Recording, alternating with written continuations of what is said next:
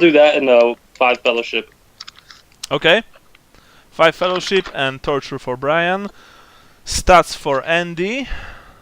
And Jason learned to be more intimidating. Yes. Nice. Okay, guys. Awesome. And then menacing was added. By the way, Jason, you know if you're going to have to go today early? Yeah, I just don't know when. Okay. So it's picking up somebody from an airport international flight, so it's a bit iffy. I understand. But no worries. I'll try to drag it out as much as possible. Okay.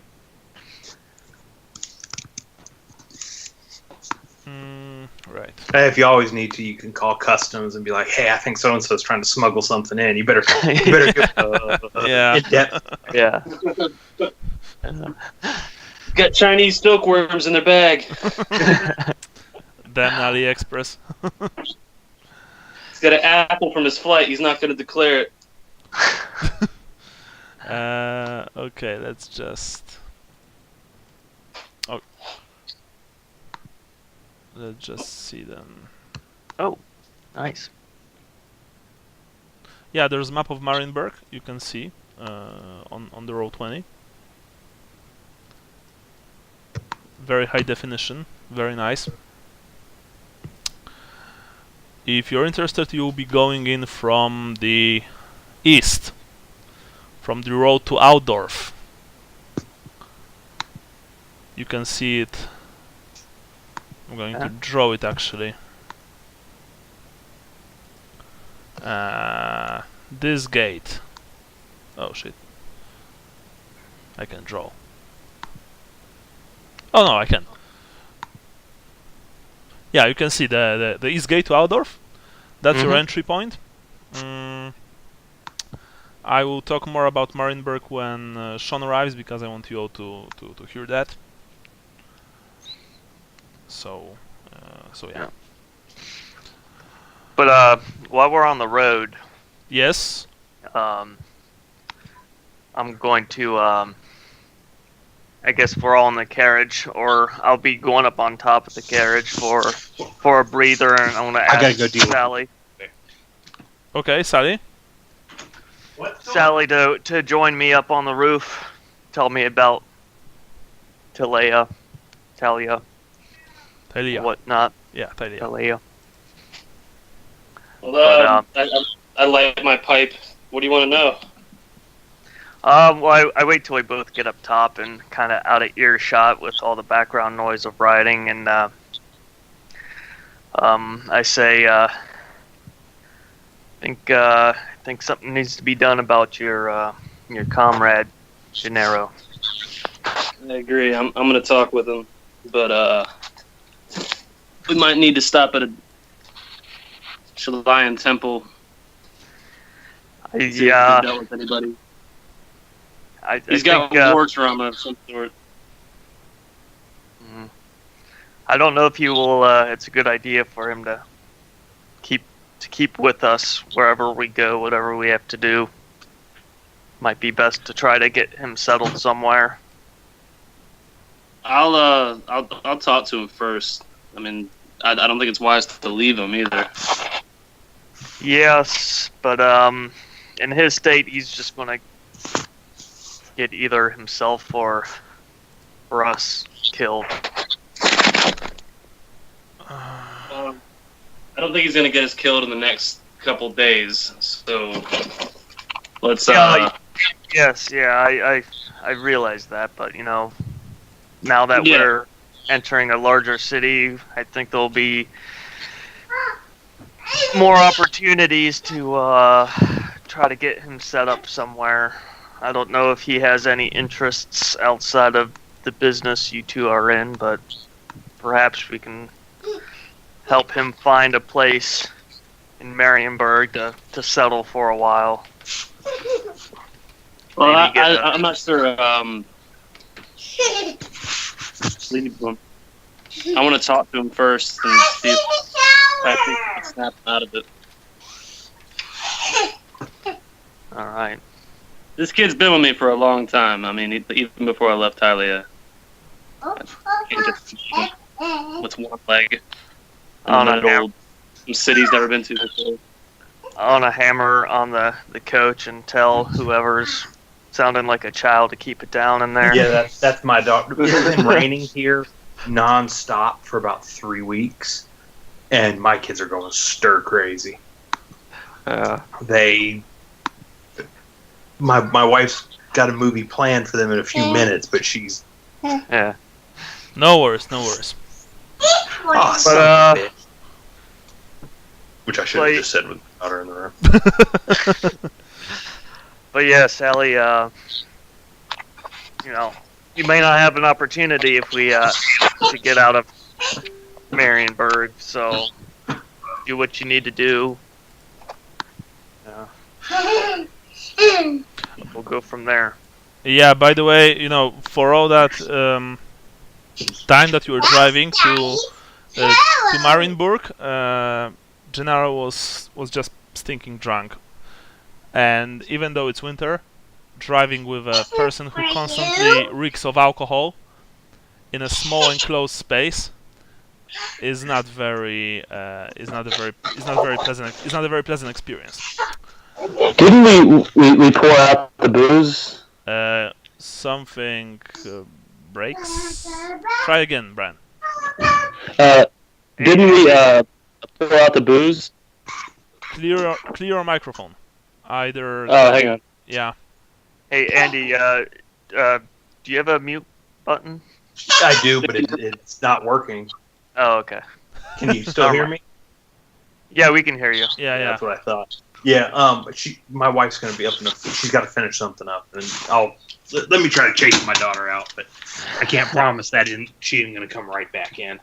She's 3, No. so No worries. I was just wondering if you have. Molly out of here. Okay. Sean says that it's working for him, but now we need to try and add him to the conversation, which I don't know how to do. Oh no, wait, I can. Fucking Skype. Oh. Okay, oh. Sean. Is anyone on notes yet? Yeah, I think this would be my last one. Okay. Sean, you're here? Sean? Yes, Oh, you're here. Alright, great. Everything's okay? I think so. Okay, except that you are very, very... you're not very loud. Okay, let me see if I can adjust the mic level. Brian, I think on your part there's either a TV running in the background. Sounds like a speakerphone. Yeah, it sounds Yeah, it's on speaker right now. I think my mic is messed up. Okay. Because I was trying to use that before, and you said you couldn't hear me. Now it's okay, but okay, now it's fine. Oh, so it was the echo from the speakerphone. Okay, I just turned the volume down. Alright, nice. Sean, say something, please, if you can. Hello. A bit louder, maybe. Just a bit. Okay, I'm trying to see. It's telling me to automatically adjust my microphone.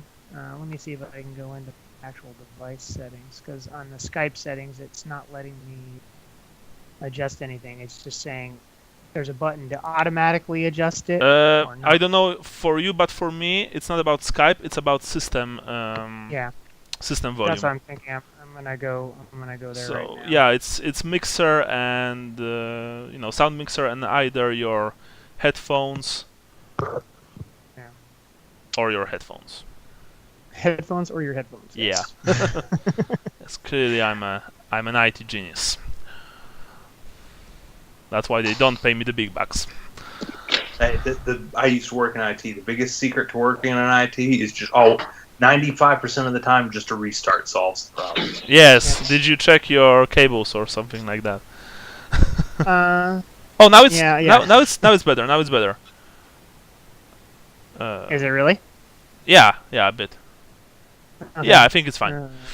Okay. Okay, so spend your experience points. Everyone else already did that.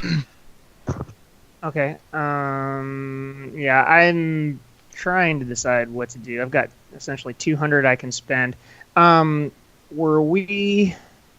I realized something here that for whatever reason, it doesn't look like I took specialist weapon crossbow, so that would probably be an oversight on my part. Probably, yes. So I'll take that for sure. Yeah, good call. And then I've got 100 left to do something with. And so one thing I don't think I'll do it this time, unless. But would it be possible for me to speak classical? You can start learning that, of course, but you need to find a source. Either essentially you need to find someone who teach you that. By the way, can you read or speak? I mean, can you read, not speak? Yes, yeah. Okay. We I think back in Nuln we had Vincent teach us all how to read and write. Okay. I did. Oh, except for The you, charcoal burner taught you how to read. No. Vincent taught me. I did not learn how to read. Oh, okay. Because that would be hilarious. Okay, no problem. I mean, like I said, you need to find someone who will teach you that, and you can learn classical without any problems. It will take some time, of course. All right. Depending on your level of commitment, the consistency of lessons and available books. Mm-hmm. Would I spend it now and in No. the hope? No, Okay. no. All right. So I'll maybe while we're in where are we, Marienburg? I'll Yes, you're almost there. try to find somebody. Okay. So we can begin. We are starting the Thousand Thrones campaign. Oh yes, it's happening. Dun dun dun. Exactly. For the past couple of weeks, you were traveling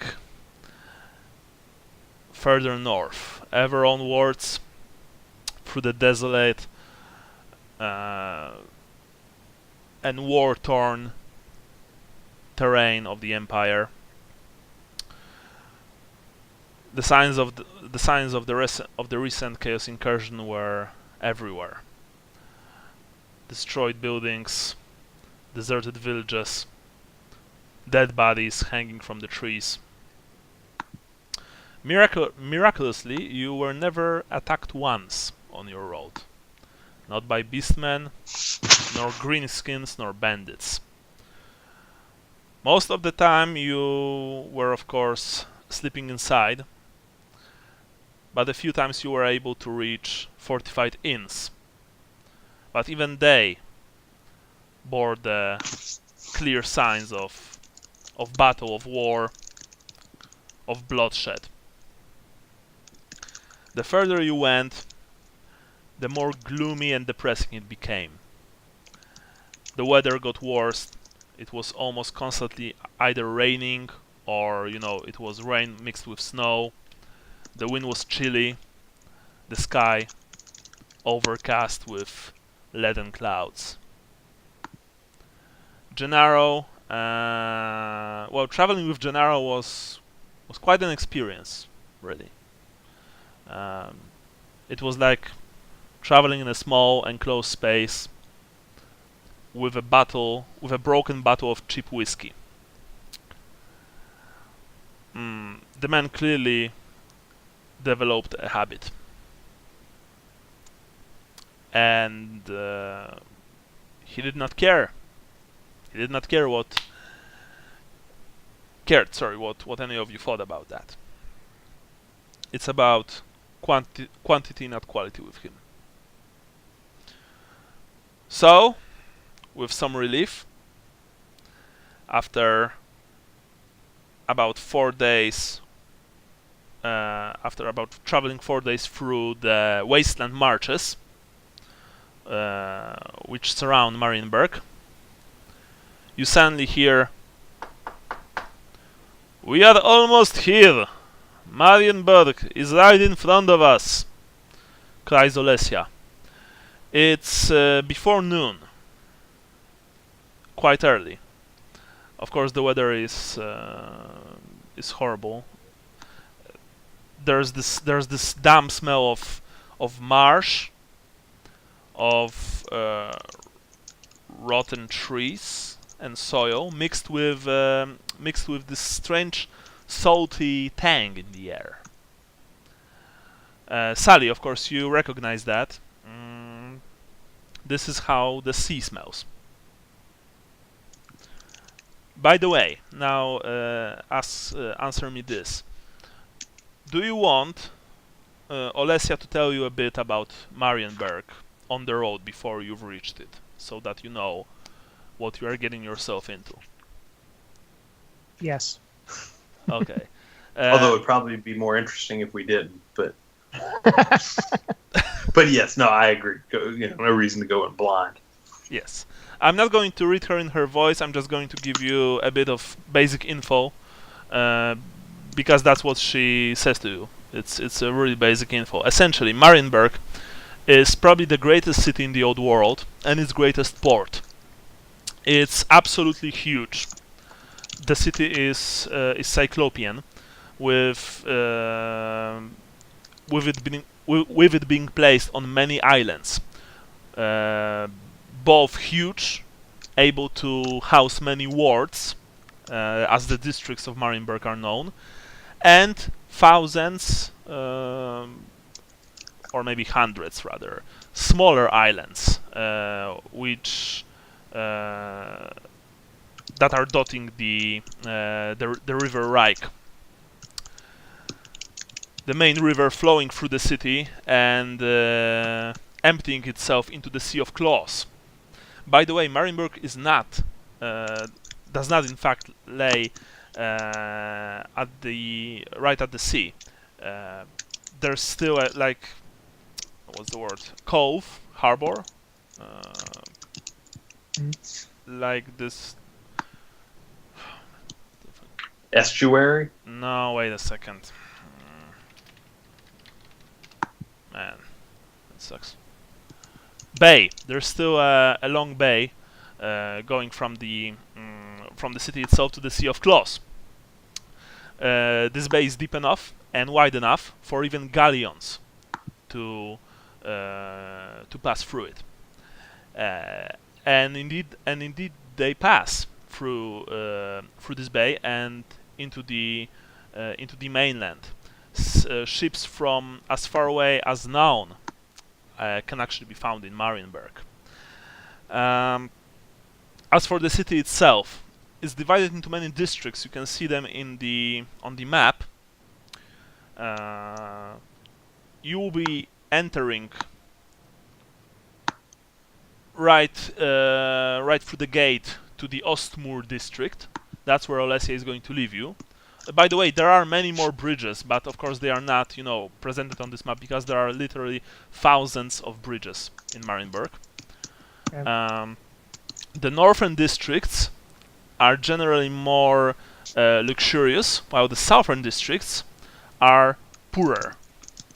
Olesia says that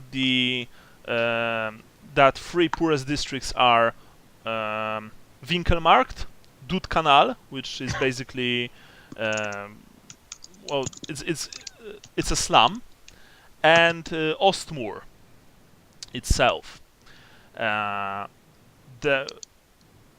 places of interest are. Hold on, just one second. What was the name of the district she's leaving us at? Ostmoor. Well, sorry, okay. Actually, no, Ostmoor. It's Rieksport, right next to Ostmoor. Okay. It's on the far east. You can see it on the map. If you can, then I will try and draw with my limited abilities. It's just south of the red rectangle that you made. Exactly. Now, places of interests. Suidok is like the main commerce hub of the city. Tempelvik is, of course, the temple district. She says that the Temple of Manan is one of the wonders of the old world, and you should definitely see it if you have the chance. Rieker's Isle, the huge island to the northwest, houses the prison, the infamous Rieker's prison. They didn't lift that from anything. New Amsterdam. Yeah. Yeah. Yeah, because that's Warhammer Amsterdam mixed with our own Polish Gdańsk. Well, but Rikers Island is a prison in New York City. Yes, that I know. Okay. By the way, is it still operational? Yeah. Oh, I believe so. Yeah. Oh yeah. Hmm. I don't know. I mean, it's yeah. It's Because not Alcatraz, from what I understand, is no longer. Correct. Yeah, it's like a museum now, right? right. Yeah. No. I mean, Rikers Island. It's a fully operational prison. Yeah. It's It's like a war zone, though. It's actually not as bad as I think people make it out because I believe it's now used as a jail, not a prison. Oh, okay. And so people are moved in and out pretty fast. Mm. Do you remember that kid? He was locked up for having he got accused of stealing, but it was his own backpack. And he was there without trial for like 2 years, and he killed himself. Yeah. Jesus Christ. I don't remember that. That must be after I left the city. Okay. Yeah, so anyway, Rikers Isle is, of course, home to the most famous Marienburg prison. Well, actually, the only Marienburg prison. There are still tumble downs, a bleak quarry north of Marienburg, where many prisoners are, working to extract stone, breaking rocks there. But Rikers Isle is definitely the worst place in Marienburg that you can find yourselves into. You can also see Elfsgemeinde or Elftown. This is the Elf district for sea elves. And from what Olesia told you, they have their own laws there. The elves are governing it by themselves. They have their own laws, their own watch.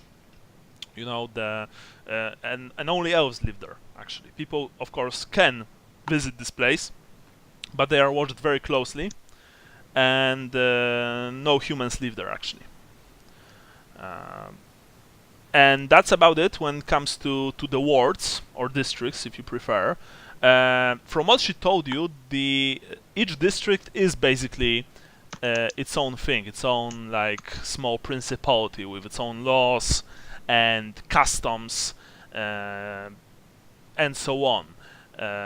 Because there's no central ruler in Marienburg. The Burgomeisters rule the city as a group. Yeah, and by the way, she also says that the Empire has no sway here. Of course, there are a lot of Imperials, but Marienburgers don't really like Imperials. They are their own thing. They have their own laws, their own customs, even if some of them are very similar to the customs from the Empire. She warned you not to think about Marienburgers as just Imperials, because they can take offense for that very quickly. For example, there's Sigmar holds no sway here. There's very little, Sigmarite religion found in Marienburg. In fact, there's a temple. There's only a single temple, but it was closed on the order of the Burgomeisters for many years. And she also tells you about black hats. Black hats are the town watch. They can be distinguished by their floppy black hats. They usually patrol in pairs and carry a lantern on a long pole. She says that they are notoriously bribable and completely unscrupulous, and that they only patrol the better districts. So you won't probably find them in Dudkanal or even in Winkelmark. Their presence will be limited. However, once they do take notice, they are very efficient, and they have wait a second. They have watch stations in almost every single district. There's quite a lot of them. Let me ask, and this is obviously out of character. Does the Thousand Thrones book go into Marienburg a lot? What do you mean? Like, does it have a big discussion? I've purposely not looked at it. No, it has actually a very small section on Marienburg itself, unfortunately. Because I ended up with the first one Hogshead did that was really good, and I've read through that. You have this book? There was more. Yeah. I may raid your house for it. And it's actually this is going to make your jaw hit the floor. I got it on eBay. Buy it now, $20. I hate it. You. Arrived. It gets even better. It arrived and it's autographed by the freaking author. Oh my fucking god! Wow. That's cool. That's not fair. I literally bought it within like 3 minutes of it being posted because I just happened to check. I had a saved search for it. And I just happened to check that saved search, and it had been posted like 3 minutes earlier. Well, buy it now. It's actually awesome. I'm of course positively jealous and very happy for you that you have this great book because I'm also searching for it right now. Because other than that, there's very little info on Marienburg in any of the other Warhammer Fantasy roleplay books. So if you need to know anything from there, just let me know and I can look it up. I may ask you for a few things, but not today. I will probably message you because in Thousand Thrones it's like 2 pages. Yeah, 2 whole pages. And one of those pages is an artwork, which by the way you can see the artwork on row 20. It's called Marienburg. That's how Marienburg looks. It's from the Thousand Thrones. It's also one of my favorite artworks. I think. Just logged me out. Oh. Oops. Yeah, Indeed it did. Okay, so that's what she told you about Marienburg. She of course also mentioned that it's fabulously wealthy city that it also. It is also a place where even a peasant can become rich and powerful, but for every such individual, 5 more are crushed into the ground by already rich and powerful members of Marienburger society. That money here is everything, that the Marienburgers called their gold crowns guilders, and that you can buy everything from the known world in Marienburg, and you can meet all sorts of people from the whole world, including people from Far Cathay, Lastria, Southlands, and even legendary Nippon itself. There's everything and everyone can be found in Marienburg, but it's also a very dangerous, merciless city where you need to think fast if you want to stay afloat, or indeed alive. I'd like to ask Alessia if there's a magister or an academy or anything that would have Yes. Anybody who's knowledgeable about magic. Indeed it is. That is... Leopold makes a sign of a hammer. That is the College of Navigation and Sea Magics in Marienburg. It teaches... it's the Marienburg's premier university. This college rivals the University of Nuln and the Academies of Altdorf in terms of faculties and curriculum. Curriculum. Thanks.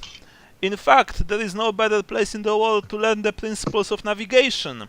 Aside from nautical studies, the college also offers courses in the arts, history, sciences, and other mundane subjects. The college also has an extensive department specializing in training magicians. No, So thank there you. you have it. And with that, it was like a few days before you've arrived in Marienburg. You've passed the gate to the east. Immediately after passing it, and of course, Alessia paid all the fees to to a pair of gaudy-looking guards in colors of yellow, purple, and blue. You can see that Marienburg is in fact a fabulously wealthy city because its guards are not only very well armed with polished breastplates, fine swords, and solid sturdy shields, but they are also dressed very finely. For example, purple is a very expensive dye. She drove around 20 more meters. She drove around 20 more meters. Exited the wagon. Opened the doors. This is where we part ways. Come on, take your things from the top. All around you, of course, the city bustles with activity. Merchants are unloading their goods. Young boys and girls, street urchins, are offering their services as guides. People are, tavern owners are, of course, advertising their places as the best that there are in terms of drink and food. And all around you, you can smell the canals. Hundreds of dirty, waste-filled canals, mixed with the smells of the cursed marshes outside, as they are known, and of course, human filth. The smells are incredible. But even so, you are in awe, because Marienburg is indeed a colossal city. It's much bigger. It's bigger than Naun. It's much bigger than Talheim itself. And you can see that all manner of strange and exotic people can be found here. The smell, I never thought anything would rival the smell of the marshes outside of Nuln. There are no marshes outside of Nuln.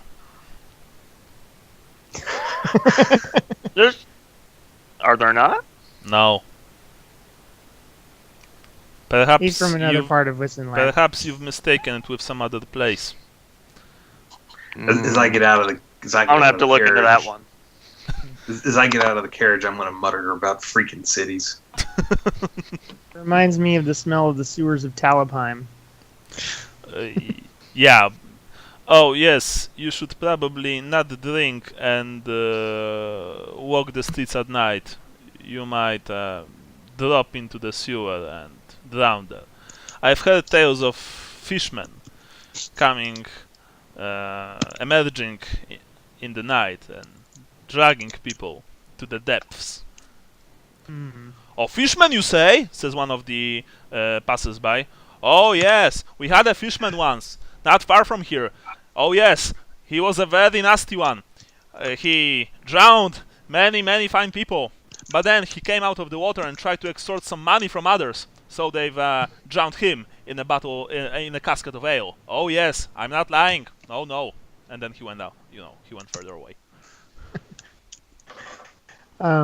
So I don't know about you guys, but I have so much stuff here that I probably need to visit a market and sell off some of the stuff that I can't really carry effectively.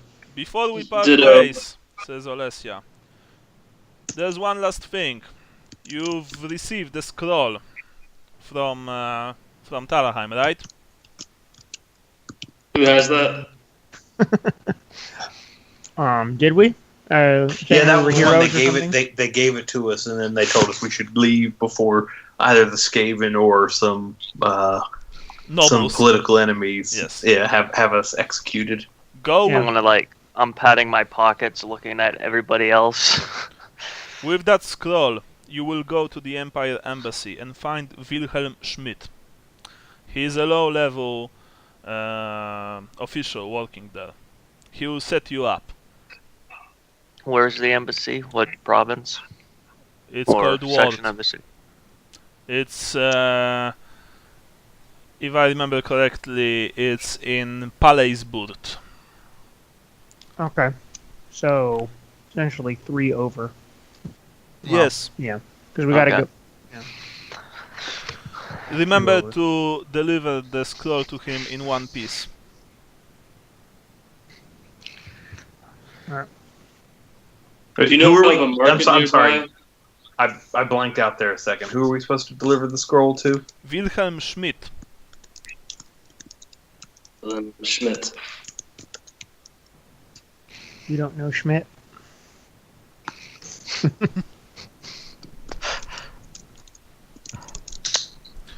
Oh, and remember one thing, that everything costs here. Passing, walking, on the bridge costs money. Crossing the canal costs money, so you might want to have some money with you at all times. Just watch out for pickpockets. And Is there a market nearby? There are markets Rigsburg? everywhere here, Halfling. Your best bet is to probably go to Suidog district. There are a lot of markets there.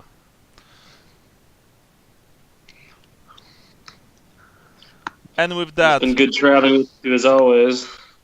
indeed, in the unlikely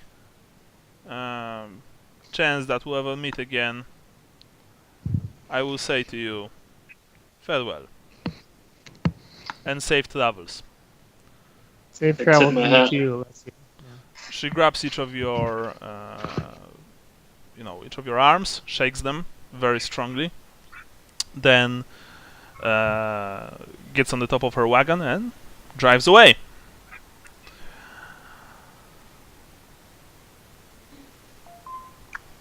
Okay. Okay, guys. Like I said, we can do it in any order you want, but I essentially am carrying so much stuff that I'm like double my encumbrance almost. Well, the good news is that if we want to get to the Swede dock, we have to cross like 47 bridges. So, quite honestly, you might as well throw it into the water after all the fees we're gonna have to pay. So let's find the closest market and get something for some of the stuff. You know what I mean? Just to lighten the load. Yeah, Well, here's a question too. Do they have like water taxis here?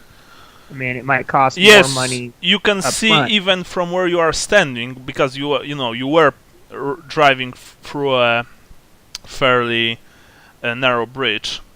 That there are just, even on that little canal that you can see on the east alone, there are dozens of boats, rafts, barges, and even small like canoes. So people here probably mainly travel via boat.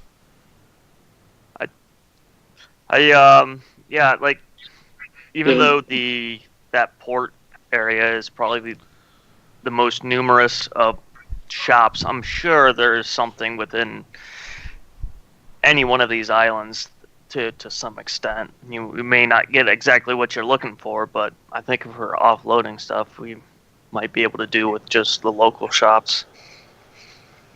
I'm gonna play Ask a Stranger. Okay. So Sally asks, what the rest of you are doing?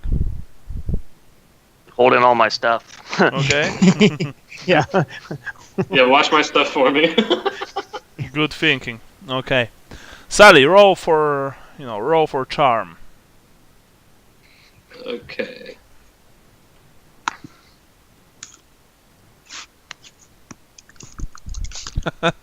Good first roll.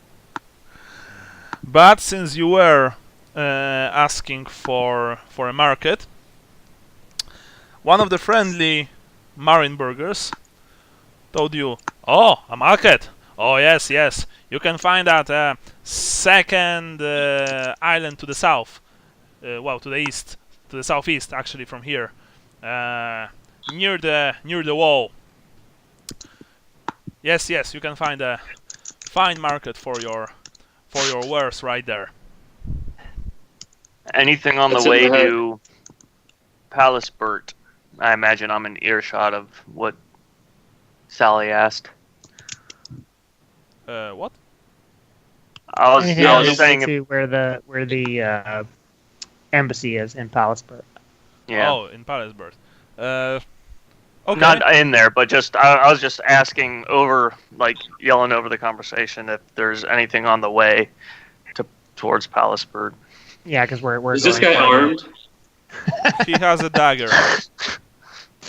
Sir, that's not adequate self-defense you have there. Can I interest you in a club? Why the hell would I need a club? I sell fish. To defend yourself. I can defend myself with a dagger. Well, not to say that you can't, but bigger weapon, extra weapon, that No, always helps. And I this don't is a want big to buy city. I don't want to buy your club. Thank you very much. Tell him about the free parry he gets if he has 2 weapons. It once belonged to a wizard.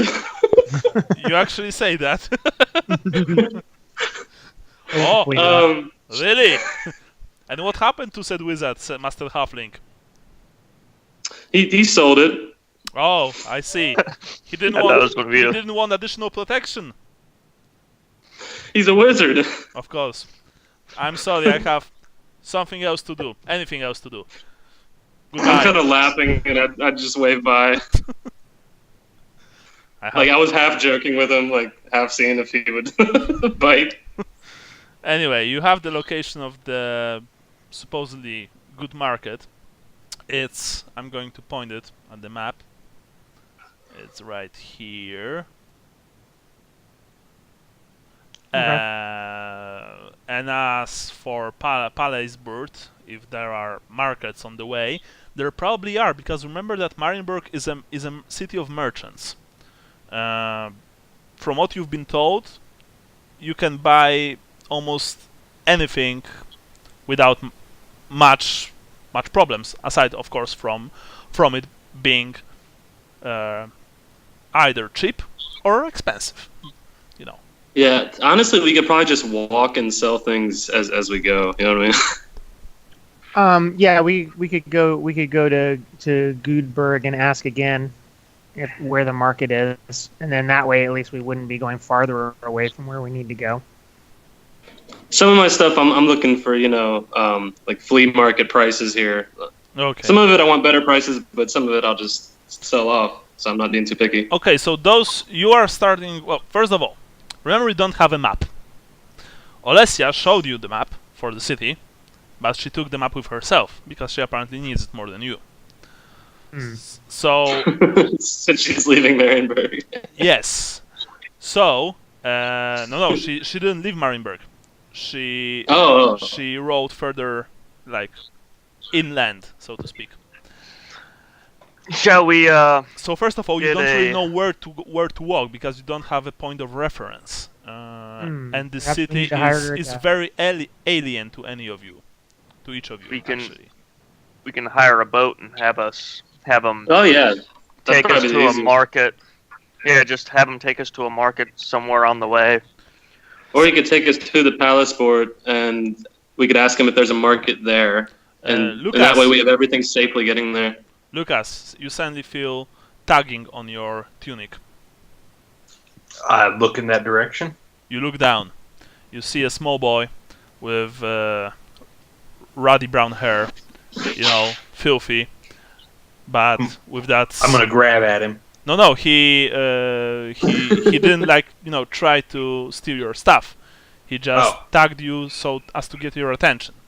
Hello, Governor. You're looking for a guide, maybe, eh? A gun? Guide. A guide. Guide. I can also find you a gun if you want. No, thank you. Only 3 Okay. pennies per day. I will get you anywhere you want, Governor. 2 pence. Yes, Governor. 3 pennies. For all of you, of course.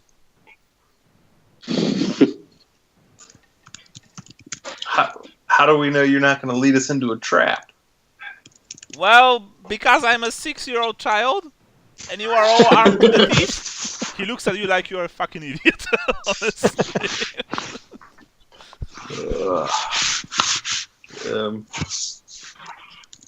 Yeah. Well, yeah. 3 pennies. All right. You pay now, and I will, Yeah. and I will lead you to wherever you want, of course. 1 penny now, 2 when we get there. Very well, Governor. That's fair. That's more than fair. So, where do you want to go?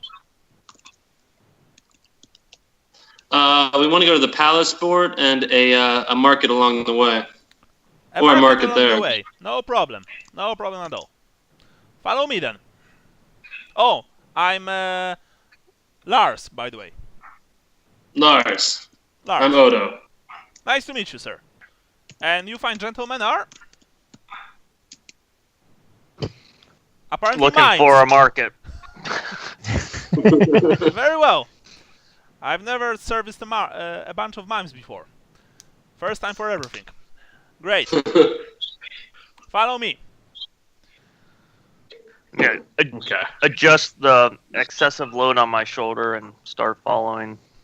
Yeah, follow him, but I still don't really quite trust him. But All right. Plod along carrying all my gear.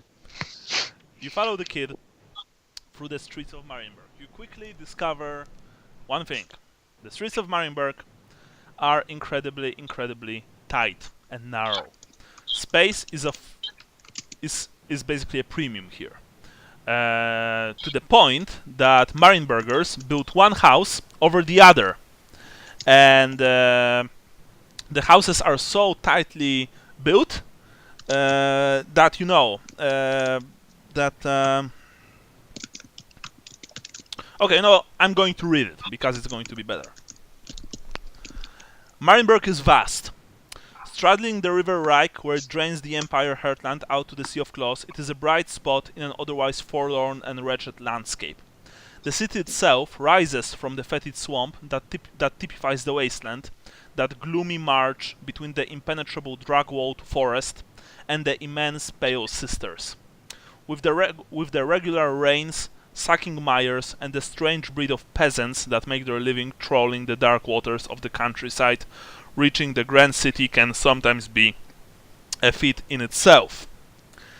A visitor to Marienburg can quickly be overwhelmed by the sheer size of this metropolis, with its innumerable islands, canals, and labyrinthine streets. So large is the city that many of its denizens rarely venture beyond their own districts and can only speculate about what happens on the other side of the city. Since space is so scarce, with each island so crowded with buildings that they almost seem piled on top of one another, one can hardly blame the locals for staying put. Anyone wishing to get anywhere in the city must cough up a few coins to pay for passage on one of the canals. Certainly one could get where they want to go on foot, but the streets are so narrow, so twisting, it's easy to get lost, swallowed whole by a city that always hungers for fresh meat. Thus the canals are the main thoroughfares, and the murky waters, glistening with the oily sheen of filth, and filled with skiffs, rowboats, sailing ships, and even galleons, come to pass through the city and venture onwards to Altdorf or even as far as Naun. Crisscrossing the canals at various points are any number of bridges. Some are simple paths no wider than a ground man, whilst others are grand things, towering over the waters to allow the tall masts of trading ships bound for the inland. Nearly all bridges provide additional space for living, selling, and buying, and so such structures are normally crowded with merchants, peddlers, and shoppers. There are only two exceptions, the first being the Niederburg Bridge, which links High Tower, the seat of political power, and the rest of the islands that make up the city. No shops or structures of any kind are permitted here, lest they interfere with the lifeblood of commerce or stop the Black Hats from crushing yet another riot in the Dud Canal. The other bridge, and this one is very interesting, is the Dryenbrook Swing Bridge, which demonstrates the city's ingenuity when it comes to engineering, for it swivels on a central pillar to allow ships of any size to pass. Obviously, a mobile bridge is not the safest place for buildings, to which many ruins deposited in the river can testify. Marienburg is divided into 20 wards, discrete political entities that elect their own committees, pass bylaws, levy taxes, and govern the people living within their bounds. Defining each borough is far beyond the scope of this chapter, blah blah blah. So basically that's it. Yeah. Am I concerned that walking there on foot is probably not the smartest way to go about this? Well, it will take time. Yeah, I suspect, my understanding from what we had already asked Lars is that he's taking us to a market. Yes. And then we will probably go, which we probably have to go to a market on foot unless we want to spend a ton of money to get there. Because I can guarantee if we try to get onto a boat with all this crap, they're going to charge us even more. Yes. So we got to get to a nearby market, sell it, and then, I mean, we can discuss with him the cheapest way to get to wherever we want to go after we're at the market, I think. I was just concerned about walking through large crowds with this much stuff. You know what I mean? So we can't really react to anything. Yes, the crowds, there are many people here in Marienburg, moving through the tight, narrow streets. Of course, the side streets, or rather side alleys, are, filled to brim with rubbish and other stranger stuff that you probably don't really want to look too closely at. The houses are built in such a way that they, like I said, they are often built on one another, at least in that district, and probably in most of Marienburg itself. And so they sag into the soft soil on which the city has been built. Not only that, but they also, angle in such a way that sometimes there's almost no light on the streets because the roofs and walls are completely blocking off the sun, the meager sun, actually. And more often than not, they are built so close together that the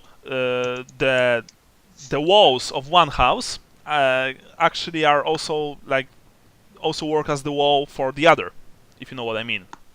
There are no spaces between them more often than not. This city is just is all about space and using all available space to maximum effect. I nudge Gennaro and say, "Stay alert." Something like that. Lars is leading you through the Rieksport, then through the Ostmoor district, which is significantly poorer than Rieksport, and suddenly you emerge on a small square filled with merchant stalls and what's the word? Yeah, stalls, essentially, and shops. Yeah, stalls and shops. Here you can buy something if you want. Their prices are good, but I wouldn't buy anything to eat from here, unless you want to spend the next couple of days squatting over a canal. No, thank you. I will wait for you in that gate over there. He points to a dark, gloomy entrance to one of the decrepit buildings. As soon as you finished, you can find me there. Oh. I hand him a penny and say, "Wait here." All right. He takes the penny, pockets it, waits for you to finish your business. So, what do you want to do? I want to sell my excess weapons. Excellent. This is That's what everybody wants to do. yeah. You can see that this is this is a trading place where you can buy all sorts of stuff and sell all sorts of stuff. There are weapons here, but also clothes and everyday, tools, so to speak. Hammers, wrenches, barrows, crates. There are, of course, foodstuffs sold as well, and drinks. Gennaro makes his way to a stand which sells mulled wine. I look at Vincent, shake my head. Yeah, I look at Sally and say, we need to figure out something better for Gennaro. From what the kid said, he's going to be laid out from this anyway. So. Oh no, Governor. The wine is all right. It's the food. Okay. Wine is healthy. Hey, Gennaro, give me a hand with this stuff. Yeah, we got stuff to carry, Gennaro. What stuff? I want to hand him. Get the fuck over here. He looks at you with irritation in his eyes, essentially. So I start looking for a weapons merchant stall. You find one. Filled to the brim with swords, hammers, spears, shields, and even a few missile weapons. Hello, good Wait for sir. the kid, because I don't really have anything to get rid of. Hello, good sir. I'm Wilhelm, and this is my shop. Do you want On to a buy follow something that will save your life? Or perhaps you want to sell some of your fine stuff that I see on you. Yeah, so I'd like to sell some of my fine items here that are no longer necessary for my requirements. Very well, good sir. What do you wish to sell? Well, let's see here. And you guys can feel free to chime in if you don't want me to get rid of some of this stuff. But I'm just right now looking at my encumbrance Excel. I'm like 400 over. Oh my god. Nice. So that was a very, very, very slow walk to the spear. He looks like the minstrels from Yeah, from the Holy Monty Grail. Python. Yeah. All right. So just we can, if we're just retconning a little bit here, we can talk about it on the way over there. So I've got this. The things I was thinking of getting rid of is because I have a crossbow and a repeater, so I was going to get rid of the regular crossbow. I think the spear, I can't really carry all that. I was going to get rid of the blunderbuss because A, I'm not really a gunpowder guy, and B, it's just freaking heavy. Okay, so I'm doing the same thing, yeah. And then I'm considering getting rid of my hammer, just because I need to jettison stuff. So that I just have the gladius and the dagger as my two hand weapons. Because I've been using the hammer as my second one, but 50 encumbrance, I need like every bit. And then I could go either way on the pistol. It's only 25, but I don't know if you guys want me to keep it just as a backup, or give it to one of you, or what do you want? yeah, I mean, presume even that with all of you are, standing there together, essentially. I'm not. I'm standing with a kid because I didn't really have anything to sell. All right. And I don't entirely trust him still. All right.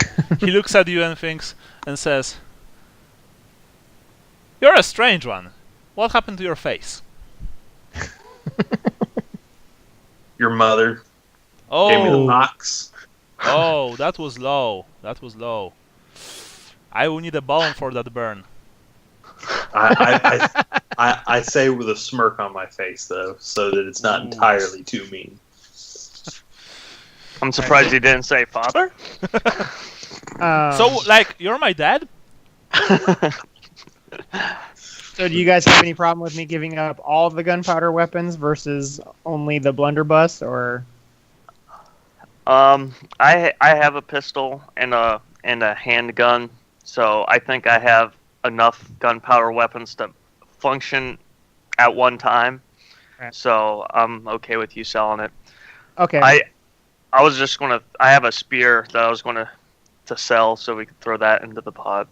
Okay, yeah. So I was gonna sell so my hammer, blunderbuss, pistol, crossbow, and spear. Okay, wait.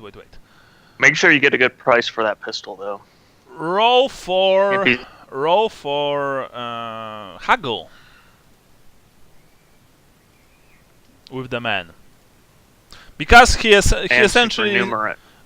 no, wait, before you do. So does Essentially, he says does that. Valley. Actually, it's Leopold is selling the stuff. Mhm. Because right now it's his stuff. Yeah. And he's talking with the merchant. Mhm. So Leopold rolls. The merchant says, I will pay you 8 crowns for the hammer, 7 for the spear. What was next? Blunderbuss? Yeah, blunderbuss. 60 for the blunderbuss. Pistol. Okay. You're also saying pistol. Yes. 150 for pistol. What's next? So I had hammer, spear, and then the last thing was a crossbow. Crossbow. And 18 for the crossbow. I have no idea what those go for normally on the list. You can try and well, haggle with him, of course. I think it's roughly 70%, 75% ish. Okay. Is kind of what I was. All right. I'm just for fun, I'm gonna try to haggle with them and try to get it up to. Okay, Wait, but what? remember how haggle rolls work. If you lose, you need to sell for that price. Right. Okay. Yeah, and that's not, fine. And not like, okay, I'm not going to sell because I failed, because... right. You know. Okay. No. I want to sell because I mean, if you fail, out of you character. do so badly, you sell it to the guy for that price. Right. So yeah, that's what I got. I'm just trying to add all that together for a second to see what. Oh, and a botch on that roll will basically means that that you sell it for much lower price than that. Okay. All right. Well, let's not botch then, shall we? Okay. I'm just looking at the total right now because I can't add.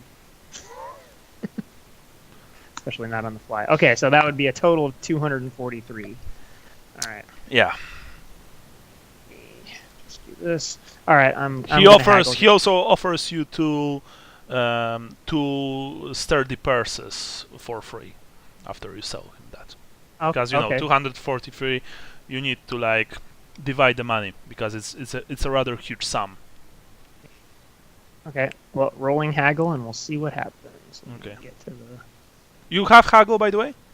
Yes, I do. Ooh, that's going to be good. It's just my fellowship is crap. Okay, but before you roll, tell me for how much you want to sell it.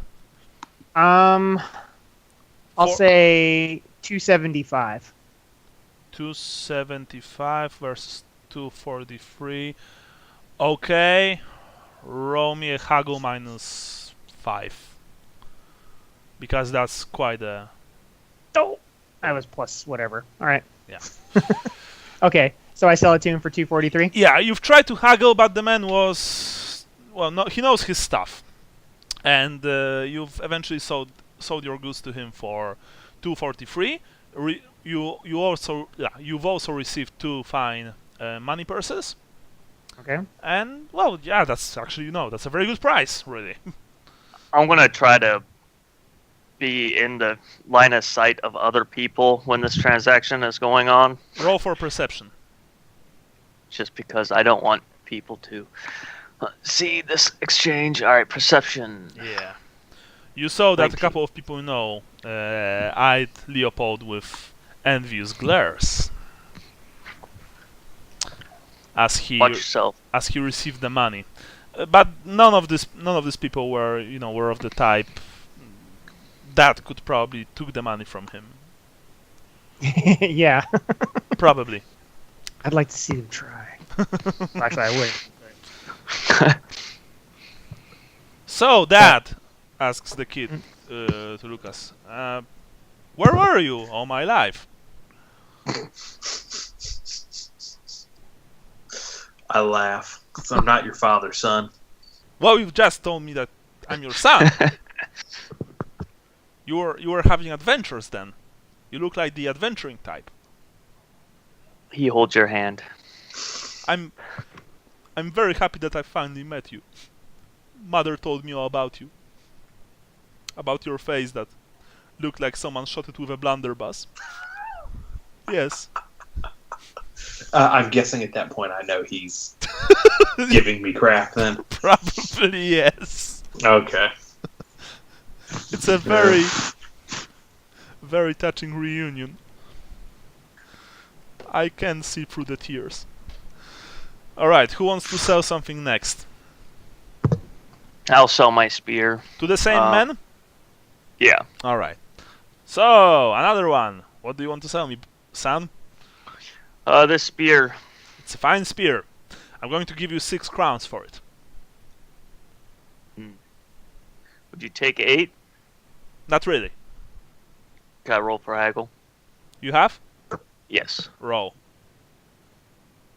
I also have supernumerate, which I think gives a bonus to that. Right. Indeed it does. But not enough. 6 it is. All right. That's how haggle works. You must be sure that it works, essentially. You've given him the spear. He gave you 6 crowns.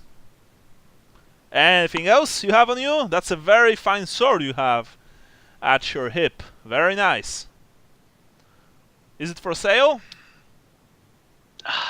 No, it isn't. Ah, damn shame, damn shame.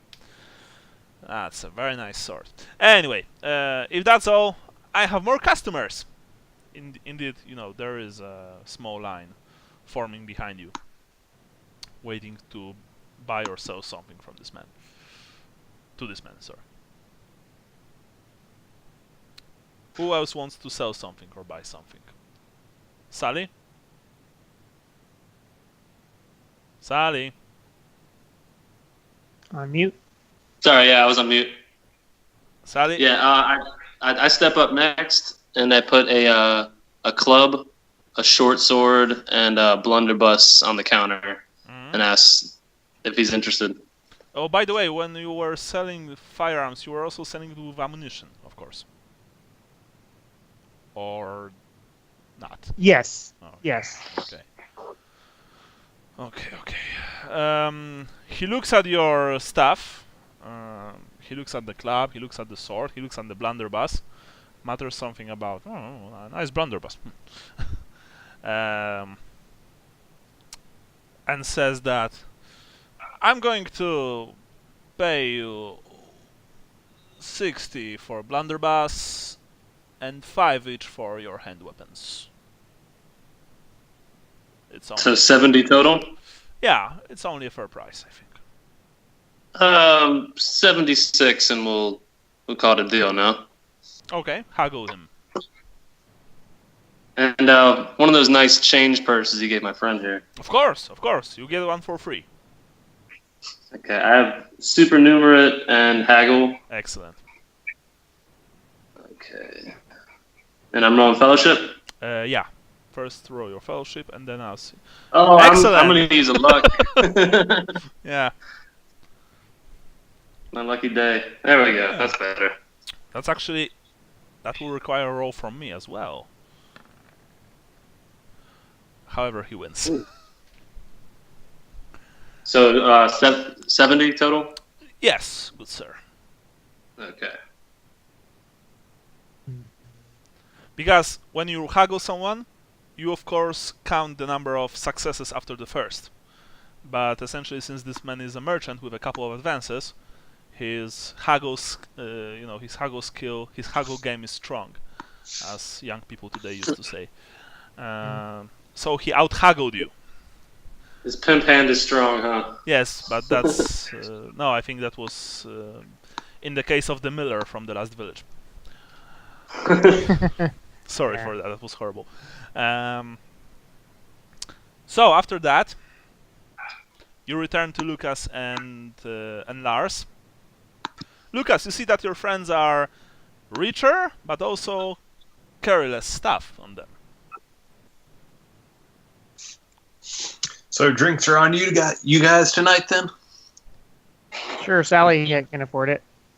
I believe you still owe us the promised drinks there, Lucas. I have no recollection of that. I'm sure Leopold remembers as well. Yes, I remember. Speaking of the drinks, Mineren, your friend with the funny foot is, wow, he's tearing up that wine stand over there, says Lars, pointing towards Gennaro, who... I start walking over there, pissed off. Who engaged a burly-looking dock worker in a game of wine drinking. Already you can see a couple of empty cups standing in front each of them, and a small, small gathering of people also formed around the stand, and they are betting who will drink the most and not fall to the ground. I'm going to grab Gennaro by the collar and then pull him to the ground. Hey, what are you doing? Okay, counter strength test in that case, if you want to do this. I'm gonna make sure the rest of the party are standing behind Vincent when he does that, because that could piss off all the gamblers. Yeah, I was going to look at whatever was in the pot and throw that much money in and then take Gennaro. You know what I mean? Yeah. So that they all make money for letting us walk away. I was going to put my hands on the hilts of my weapons, but just stand there. Okay. Vincent, Vincent goes in for the tackle. Yeah, Vincent, you've apparently learned something from Deadeye and Nihilus, because you've, put Gennaro in a perfectly, in a perfect neck. The camel clutch. Yeah, the camel clutch. I don't know what it is, but it sounds cool. It's a wrestling move. Okay. And you've tackled him to the ground. Gennaro is already drunk and he slows something like that. Then he gets up on the table and does an atomic leg drop. Someone hit him with a chair. Of course, people are immediately, furious. Hey, leave him alone! We are betting money here! We are betting money! But Sally, you've thrown, some coin. Essentially, it's the equivalent of 3 shillings. 3 shillings? I double it. All right. Well, once you've doubled, the people are woo, and of course, they quickly forget. And I throw my hands up like we're walking away. No one gives you any problems. The drunk dock worker is like, you're pretty good, Tylian. I'll give you that. Thanks for the fight, but he's not making any problems. Gennaro is, he's in a bad shape, but he's not yet stinking drunk. Of course, he quickly starts slurring something along the lines of, let go of me, let go of me. I'm going to walk over to the guide and say, so moving on to the Palaceburg. You really want to bring him to the Palaceburg? I don't think we have a choice. We want to go there. Maybe we should find a inn to tie him to a bed. And leave me alone, you whistle-landed bastard. Not all of us have to go to the Palaceburg. Yeah, let's find an inn close to the Palaceburg, and then a few of us will stay with Gennaro. Okay. Well, if you want to find a good inn near Palaceburg, but you want to find in Palaceburg or near Palaceburg in Gautberg? Probably just outside. As close as possible. As close as possible to Palaceburg, right? Yes. Yeah. Then we'll visit the Trident. It is a very fine place with honest prices and good food. Follow me. Oh, just as a heads up, in 18 minutes, I'm gonna have to get going. 18 minutes? Okay. Yeah. Okay. So I may, if somebody needs to wait with Gennaro, I could be that person. You guys can carry on. Okay. Or you could play as my character or something. No, I think it will be better if you just stay and you read the notes later to know what's what. Okay. Or I'll run up to the Garden of Moor or something. Yeah.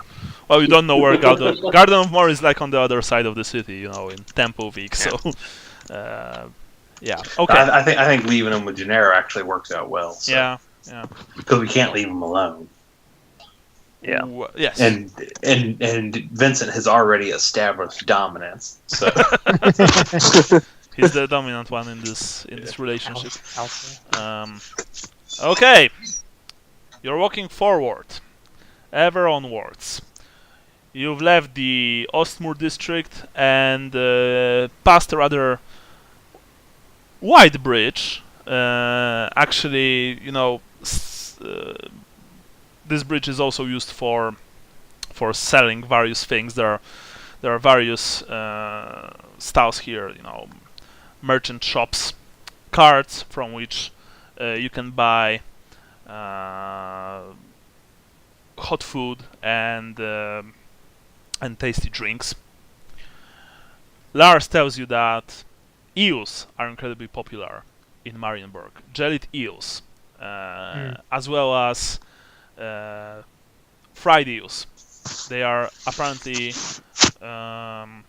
very delicious if you know where to look. I gotta ask a question out of game. Has anybody ever had jellied eels? I've heard of it. No, it's actually jellied food is very popular in Eastern Europe. Yeah, I want to know if it's as gross as it sounds. It's strange. I don't honestly like jellied food.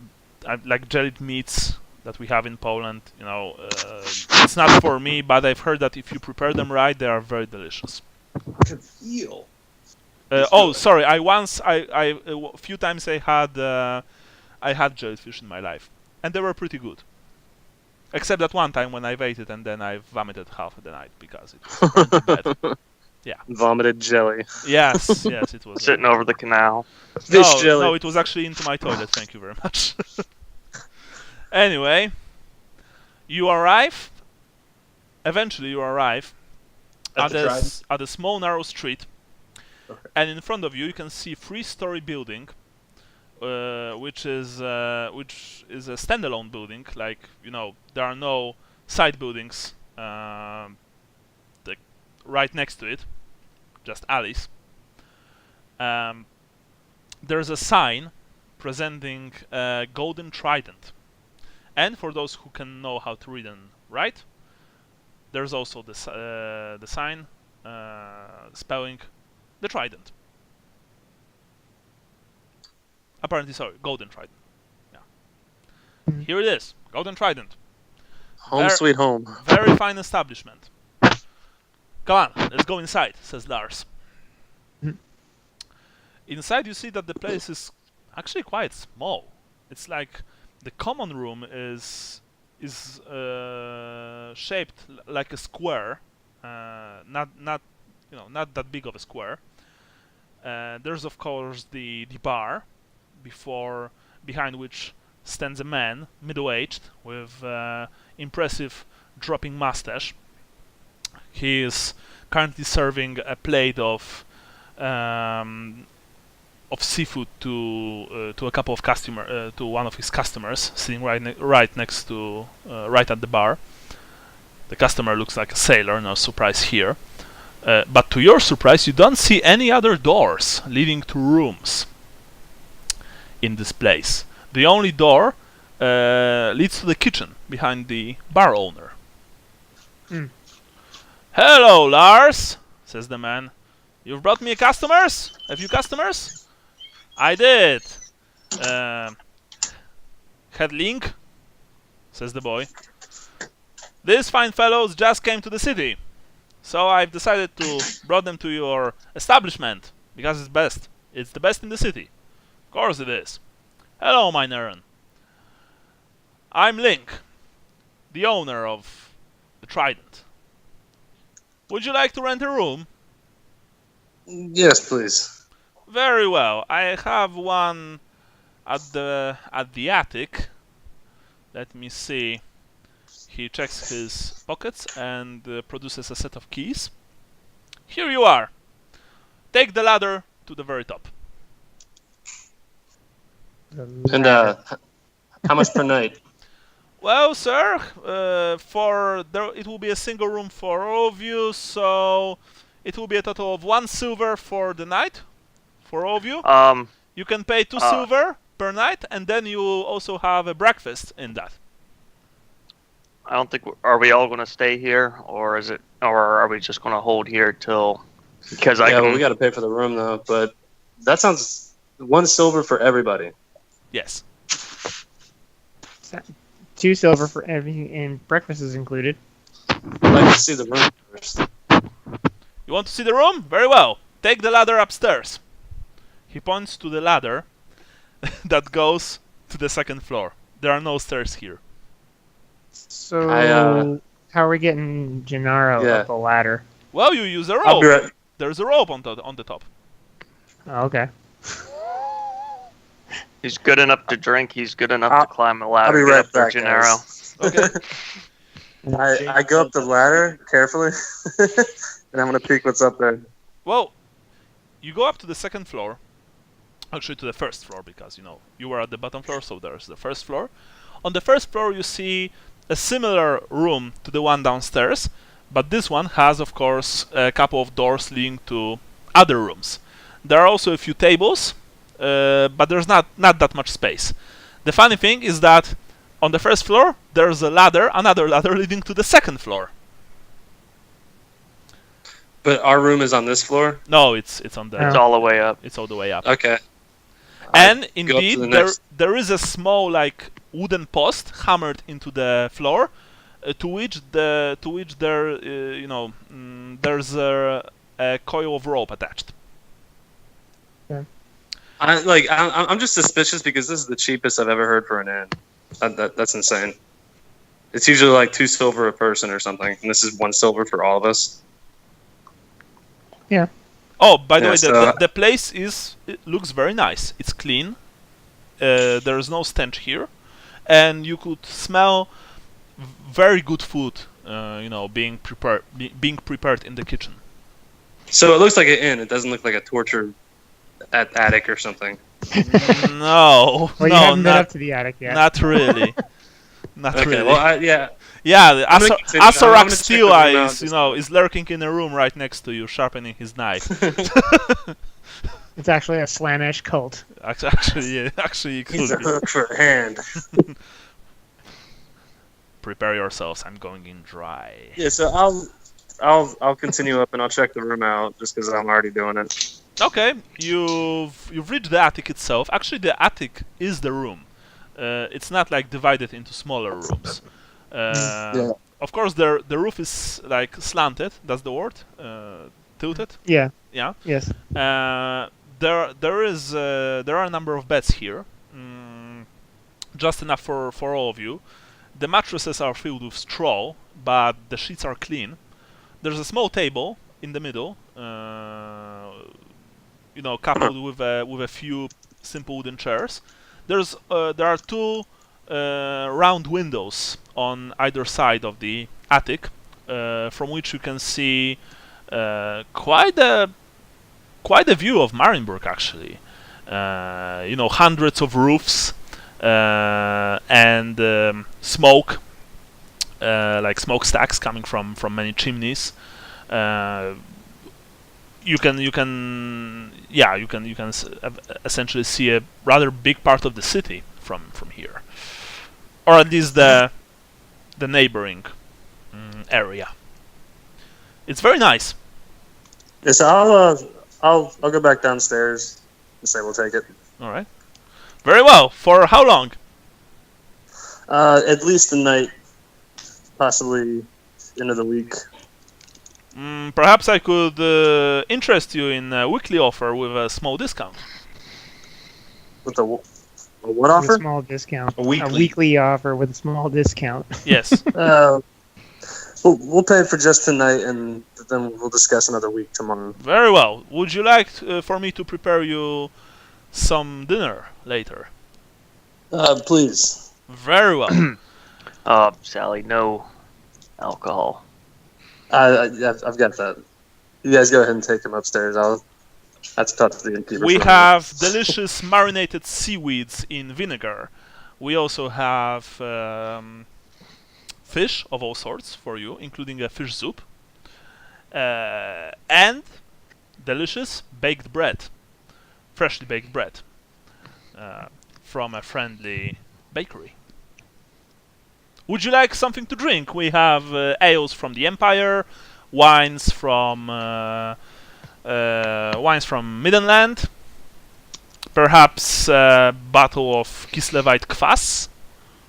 Nothing for right now. Well, you need to drink something, halfling. In that case, perhaps you would like to try some of our fine herbal drinks. I want to take Gennaro upstairs. Yeah.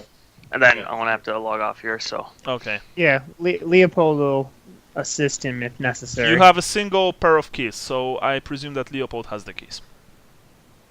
Okay. Okay. Okay. Leopold, are you? Sorry, or you not mean Leopold. Vincent? Vincent has the keys. Yeah. Okay. Got it. Yeah, I'll help as well, and We need Stash. extra hands on the rope.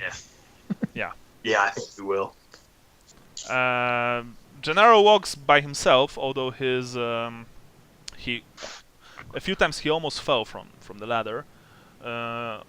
You all need a shower badly, by the way. I mean, a bath badly. You all are after a long trip, but Gennaro, simply put, stinks like hell. And not in the usual old world stench. He stinks. It's just disgusting, even for you. It's like once he's out of the room. Yeah. Can I get out of here real quick? If that's okay with you guys. Yeah. I apologize. No worries. No No worries. worries. All right. Okay. I'll keep an eye on Facebook. Thanks All right. for the game, Jason. We'll talk later, I'm sure. Okay. Okay. All right. Bye. Bye. Okay, so you've left Vincent with Gennaro upstairs. Vincent has the keys. He told you that once you go back, he'll open the place for you. Okay. Yeah. When we get up there, I want to make sure when I see those windows, I want to make sure they're locked. Windows? Yeah. Yeah, they are, but said windows, I don't know if you ever saw attic windows, like very small, round attic windows. Not a single one of you would be able to squeeze through them, essentially. Yeah, I really still don't really trust the kid too much. Okay. And the fact that he knows, I'm paranoid. Okay. Very cool. But would a Skaven fit through the window? Yeah. Probably yes. Probably he would. or a kid. Yeah. Okay. So I just want to make sure they're locked. Yeah, you've locked the windows. The lock on them is pretty simple, but it can be done. And after that, you all come down. The owner asks you if you want to order a bath. Yes. Yes. Like for now or for later? Now is as good as ever. I feel disgusting. All right. Probably before we go to the Temple District. All right. I don't know. I do want to talk to the innkeeper when everybody else is out of the room for a second, though. All right. The bath will take place outside in a small, wooden shed right behind the building. There's place for free, for free baths. The water, of course, the bath costs only a single penny, but if you want a bath with a bar of grey soap, then it's 5 pennies per person. Okay. So, what I'll go. it would be? If we stink that bad, I will pay for the soap. Yeah, I think so. All right. So, 5 pennies per each of you. By the way, if Vincent and Gennaro want the bath, then they will, need to do this by themselves. Yeah, we'll let Vincent give Gennaro a bath while we're on the adventure today. No, he just so you know he won't. How many pennies are in a shilling? 12. 12 pennies 12. in a shilling. Okay, cool. 12 pennies in a shilling. 20 shillings is 1 crown. Okay, that's what I thought, but I was out of pennies, so I needed to make make on my chart, so I needed to do the conversion. Cool. Yeah. So Sally, I guess you could have talked to the innkeeper in private while we were all taking Gennaro. It was up, bath right? time. Okay, yeah. Basically, wait. When you were talking with whom? He I wanted wanted to talk to the innkeeper. Okay, so While we were so taking what? All right, so Gennaro you up. were. So you are taking Gennaro down for a bath No, or up to the room. Vincent, Leopold, and Lucas took Gennaro up to the room. Okay. Sorry, my bad. All right, no problems. Sally, you And while they were are doing that, I wanted to talk to the innkeeper. alone with the innkeeper. Link, not that Link, of course. So I'm a little more relaxed now, and I tell him, forgive me for my suspicions. We've been on the road for a long time. I understand, my Eden. We are living in dangerous times. Marienburg, fortunately, managed to avoid the fate of Erengrad. We were able to defeat our city from the Norse raiders, but at a great That's cost. what What? I understand. Oh, sorry. My friend, the other Thailand, he's The- going to ask for a drink, Yes? and I don't want you to feel like you're out money, but keep a tally of every drink he asks you for, and I'll pay you for that. But don't serve him. Well, sir, he looks, genuinely surprised. I understand what you're asking of me, but he is my customer, and as long as he's not making any trouble, I cannot sell him drink. I'll pay for the drinks you don't serve him. Very well. Does he have a problem?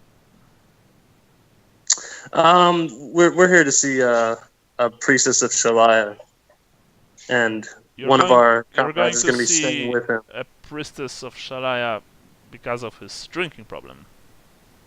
Correct. That's not how it works, you know that.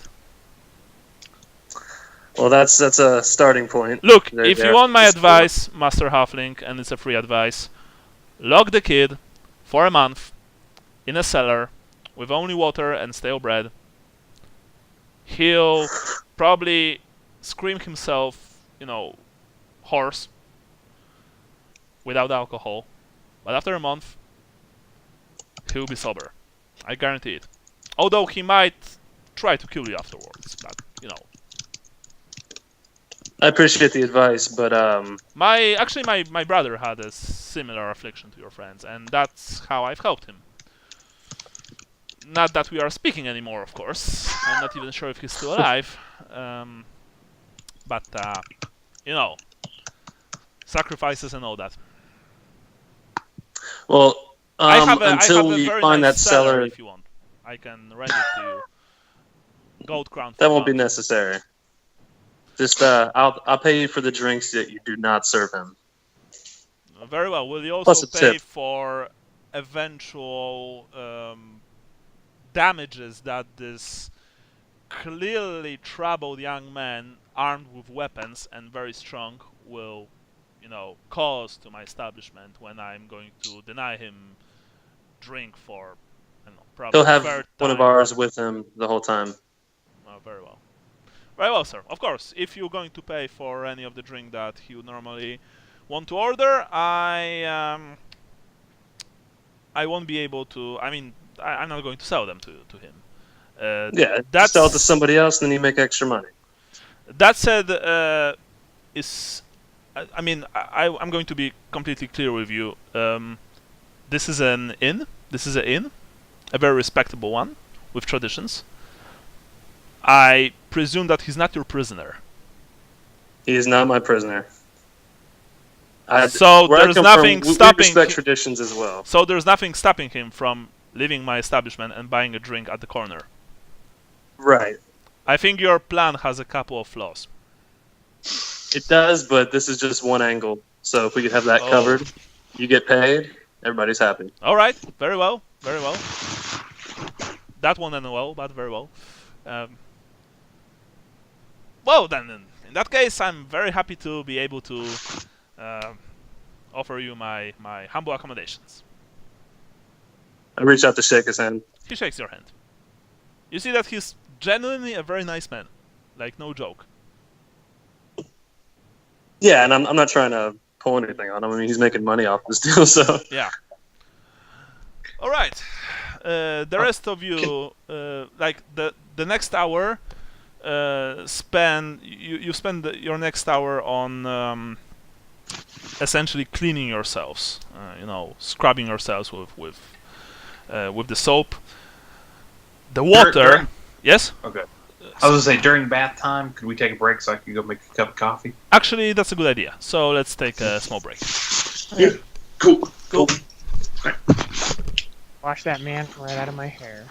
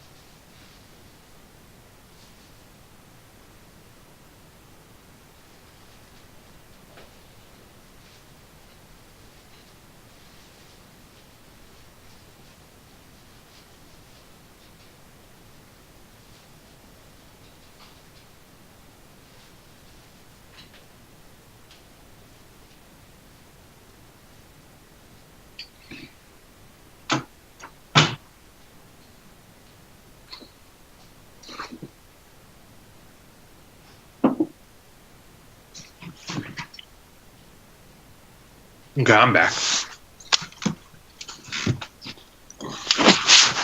Me too.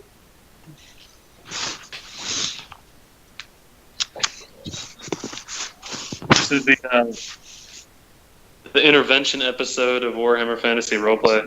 Yeah.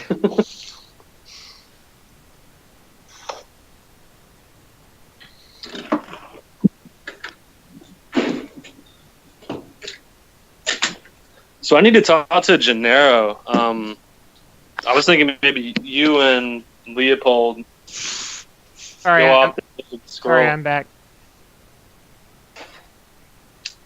So I heard Leopold, but that was about it.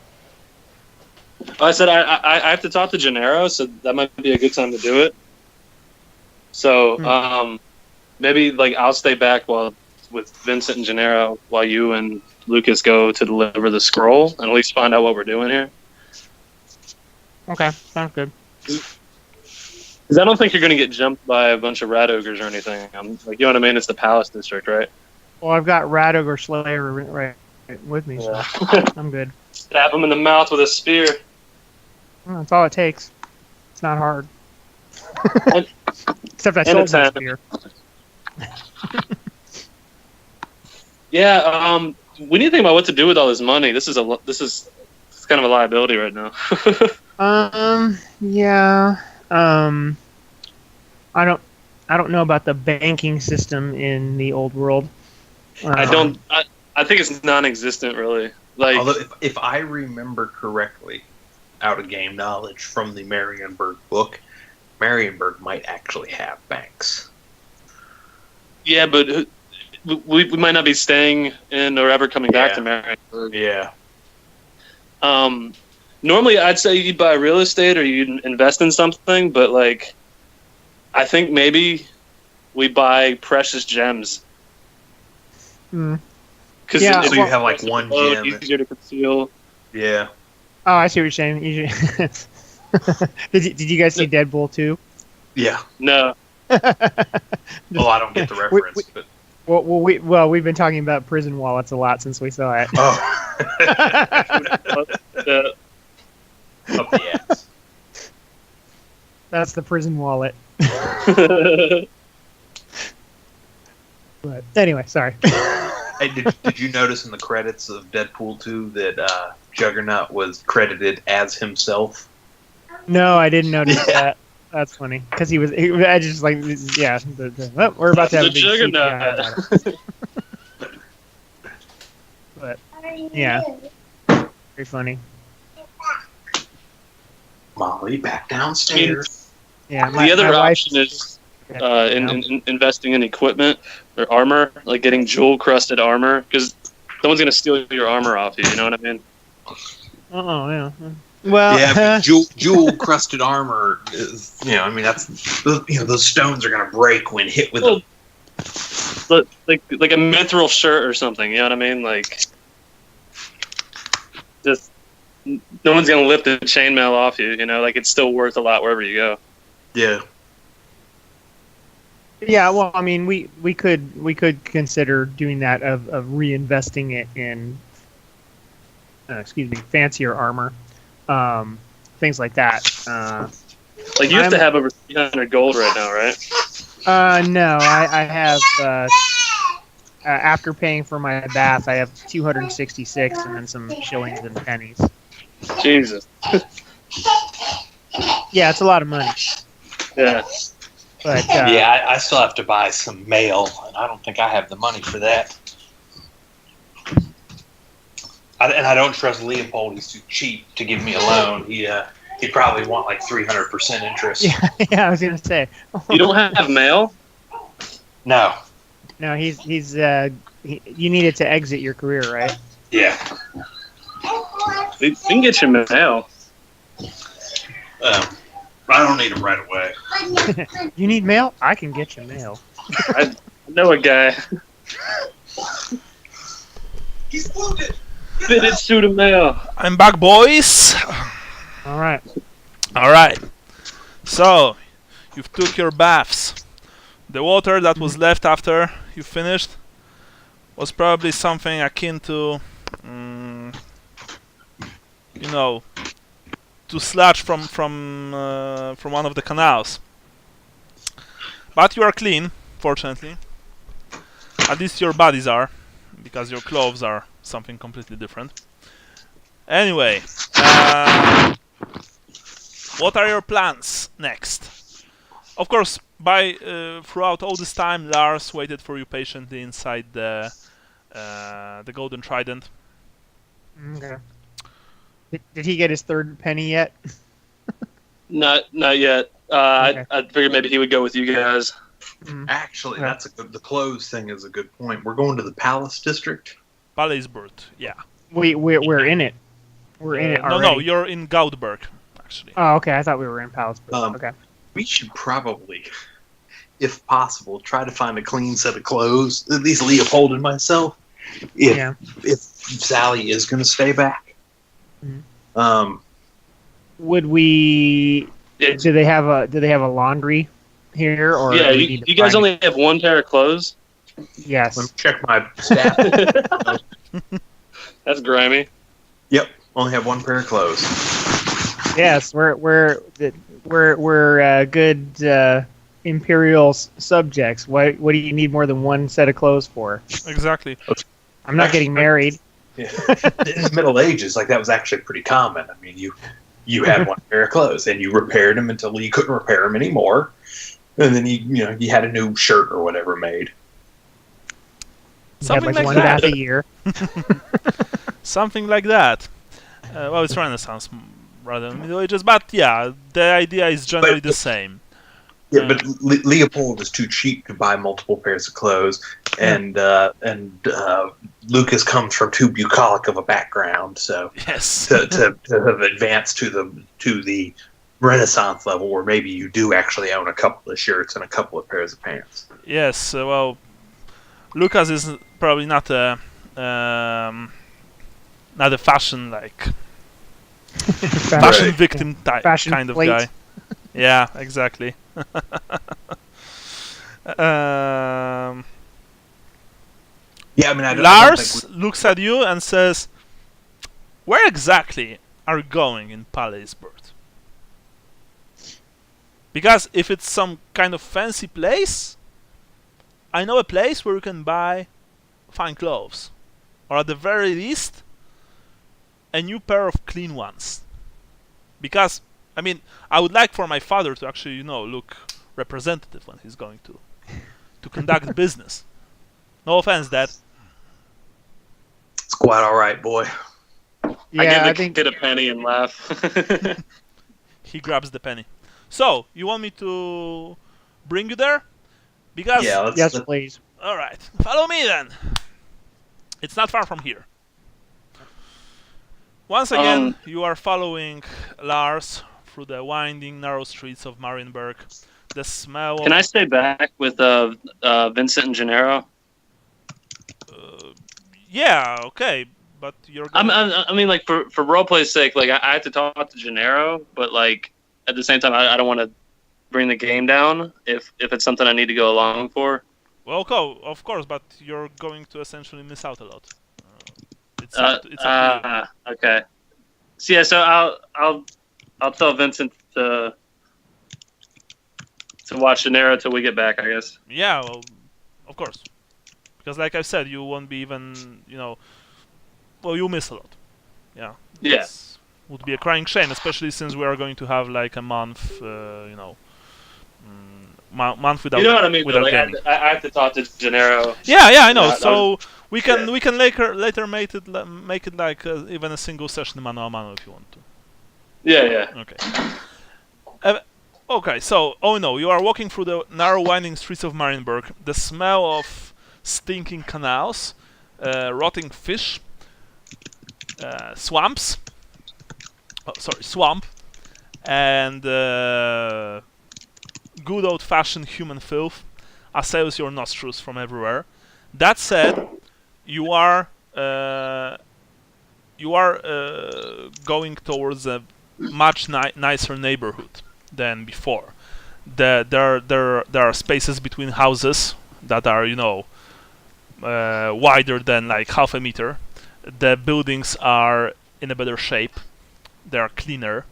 The streets are cobbled, at least in some parts, and you see a bit more guards, the infamous black hats, patrolling the narrow alleyways and roads of Marienburg. The kid eventually leads you to a small shop located in the basement of a tenement building made from wood and brick. The shop is very small. It's tiny. Inside there are rows of fabric, clothes of all kinds. You see breeches, shirts, vests, tunics, capes, hoods, you name it, it's here. And there's an old tired lady behind a table, working with a needle on a fancy cap.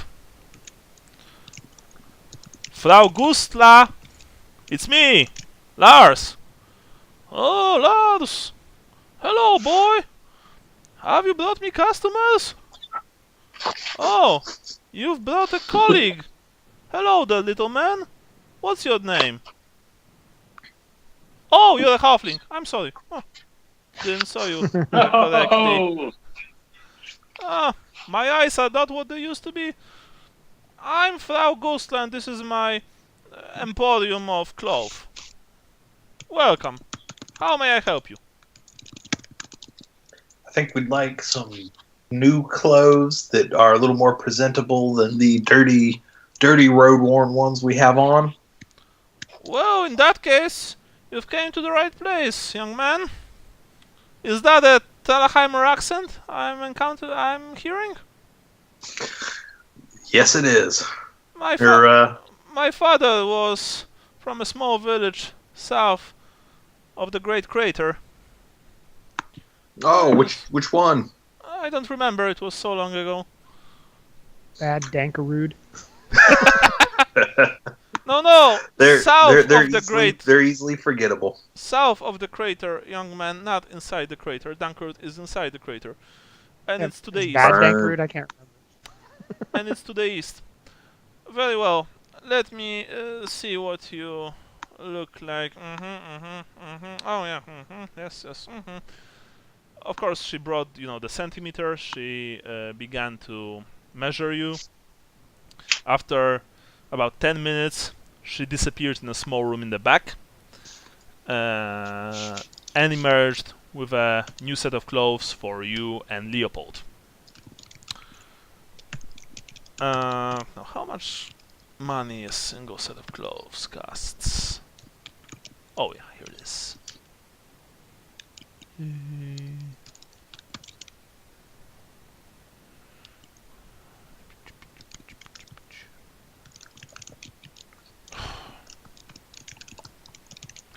So it will cost you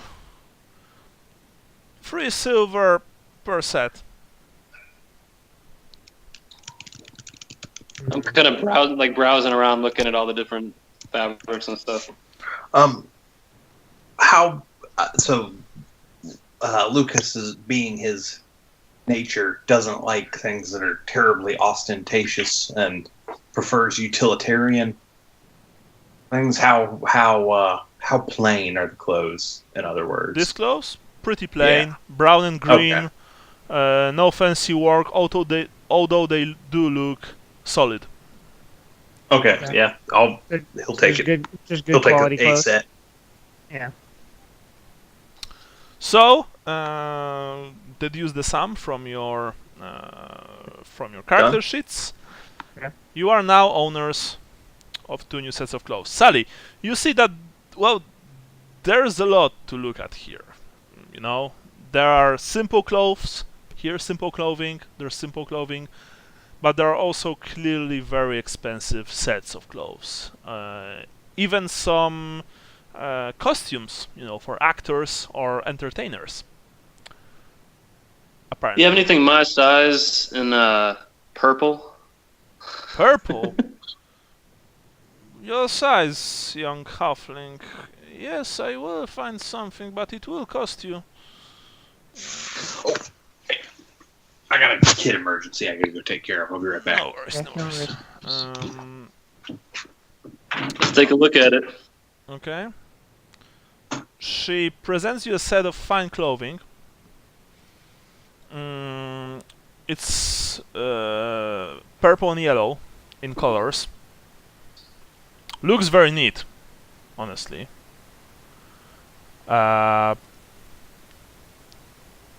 Is it clearly expensive just looking at it? Yes, it is. There's even a hat with a peacock feather inside. Yeah, I mean, I'm like stuck posing in the stuck mirror. into it. Come on, try it on. Don't be shy. I tried on. Try it on. Well, it fits perfectly. It's very It looks fancy. good with the armor still. Yes. Do you want a set of boots as well to that? No, I prefer the feel of the earth under my feet. Thank you. Very well. So, So, are you interested? How much for this? Okay, I'm going to tell you how much for this. It's going to be... Okay, back. No worries. Sorry. He's old enough to use the bathroom, but not old enough to wipe. Oh. Yeah. The usual. 5 gold crowns. It will be total. I will take it. This looks too good on me. Indeed it is. Even with my bad eyesight, I can say that these clothes suit you, Master Halfling. You pay the woman 5 crowns. You're now an owner. You see that Sally is now an owner of a very fine set of clothes. I was hoping it's like gangster gaudy looking, you know what I mean? There you go. Oh, you look like someone who has money, essentially. So, all the same, right? Yeah. So in other words, we're getting mugged 15 minutes after we step out of here. Well, at least now they'll go for Sally and leave my purse alone. Yeah. The warriors are going, to jump you. From the movie, the Warriors. Oh, yeah. Yeah. There you go. Gotcha. Very good movie, by the way. Gotta get back to Coney Island. I just picked it up off on Blu-ray for like $5 the other week. Wow. Oh, man. Good deal. The thing with the battles that David Patrick Kelly does has been improvised, by the way. Yeah. Anyway, you emerge on the streets of Marienburg, looking better, smelling better than before, and with clear purpose. Lars looks at you. So, where to now? The Imperial Embassy. He looks at you with surprise in his eyes. Very well, follow me then. Who has the paperwork, by the way? Vincent. He handed it to one of us. Yeah, I'm just kidding. Okay. I'll take it. Okay. Yeah. Sally has the paperwork. All right, cool. Sally has the paperwork. You are entering. All right. What's that sound? It was a creaky door. Okay. You are entering Palais Burt, the Palace District, and yeah, the name is appropriate because this place is posh. It's much more fancy than Gautberg, not to mention Ostmoor, and Rieksport as well. There's the space is still, scarce here, so the buildings are close to each other, but they are mostly made from brick and stone, not wood. The watch here is, present in much bigger numbers. The patrols are usually made from 3 to 5 black hats, eyeing up everyone suspiciously. People here, of course, are also much better, much more well dressed, and they even smell a bit better too. Still, the number of canals and being close to the River Reich, just like everything is in Marienburg, doesn't help much when it comes to the watery smell, if you know what I mean. Eventually, you arrive before Imperial Embassy, a huge 4-story building surrounded with a mighty stone wall. The gates, the double gate, is guarded by 4 soldiers in the uniforms of blue and red. They have gilded armor on them and are armed with halberds, swords, and pistols. They also look like they know how to use these weapons. They're not just for show. Lars, stops like 15 meters from the embassy, points. That's the place, mein Herren. I'll be waiting in that gate over there. He points to an entrance to one of the buildings nearby. When you come out, you can find me there. If not, well, it was nice speaking to you. That's ominous. But if you're not interested in any of my further services, I would like to get paid in full now.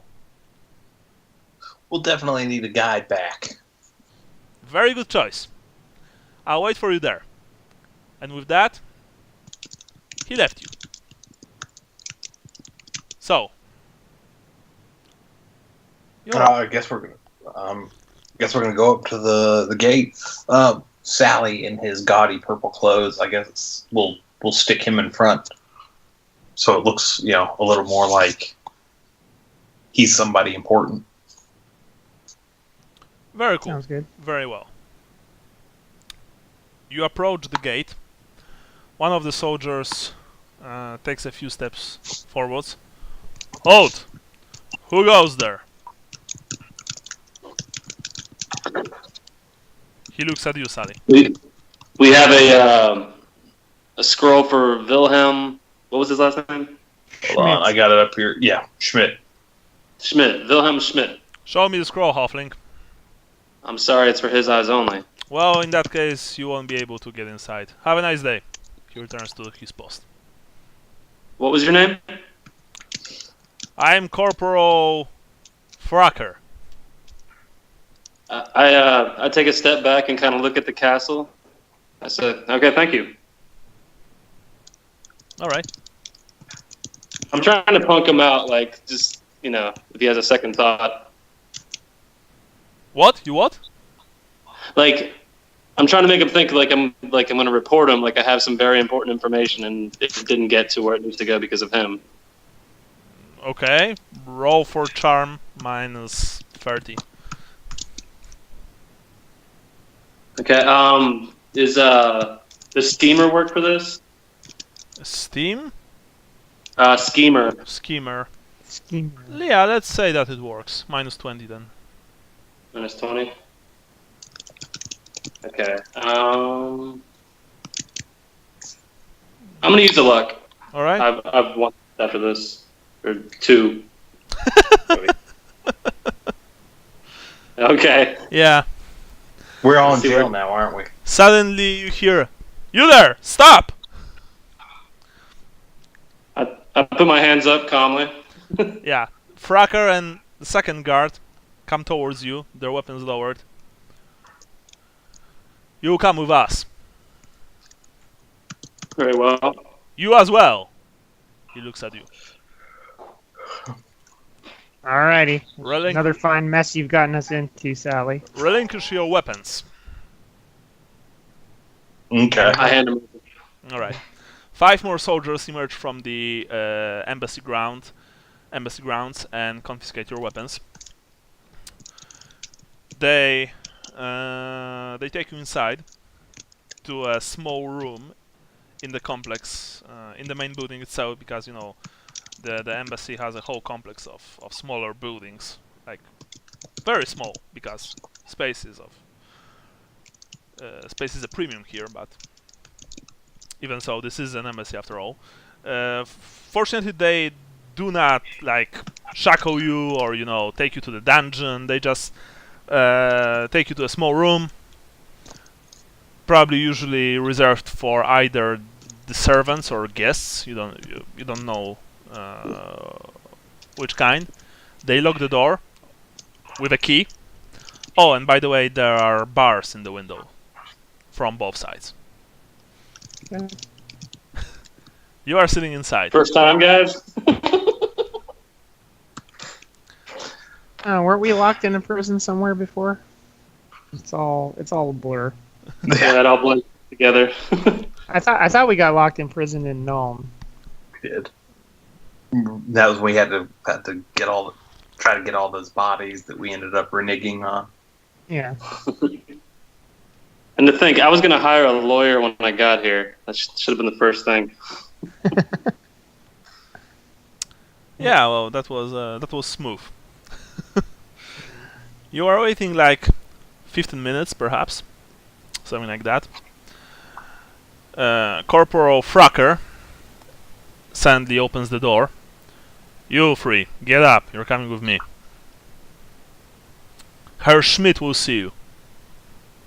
Next time, Halfling, when you say that you have a business, you don't have to show me the scroll itself. You just have to show me the seal on the scroll, just so you know. Oh, it's so bureaucratic. Yes. Sigmar forbid that there's bureaucracy in bloody Imperial Embassy. Anyway, you follow the man. To the second floor. The embassy itself is also a labyrinthine in construction. You pass many servants, many clerks, many guards as well, all dressed in rather fine clothing.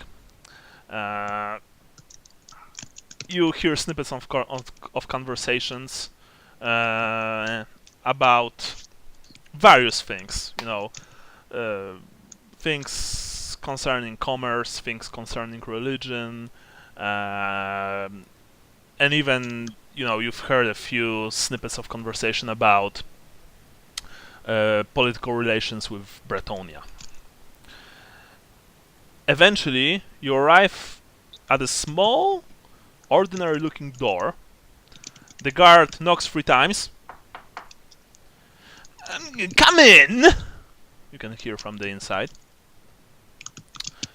The guard looks at you, nods towards the door. I will give you back your stuff when you finish the meeting. Just exit the embassy through the main gate. He sneers. Sneers! And then I kind of turn and look at him. he looks back at you. Essentially, I shake my head. Essentially, a 2-meter tall, broad soldier loaded with weapons looks at you. I'm not even going to comment that. I just shake my head like idiots. Yeah. As I walk in. And of course, he positions himself not far away from this place to eventually lead you back. Because, I don't know, he had a second thought.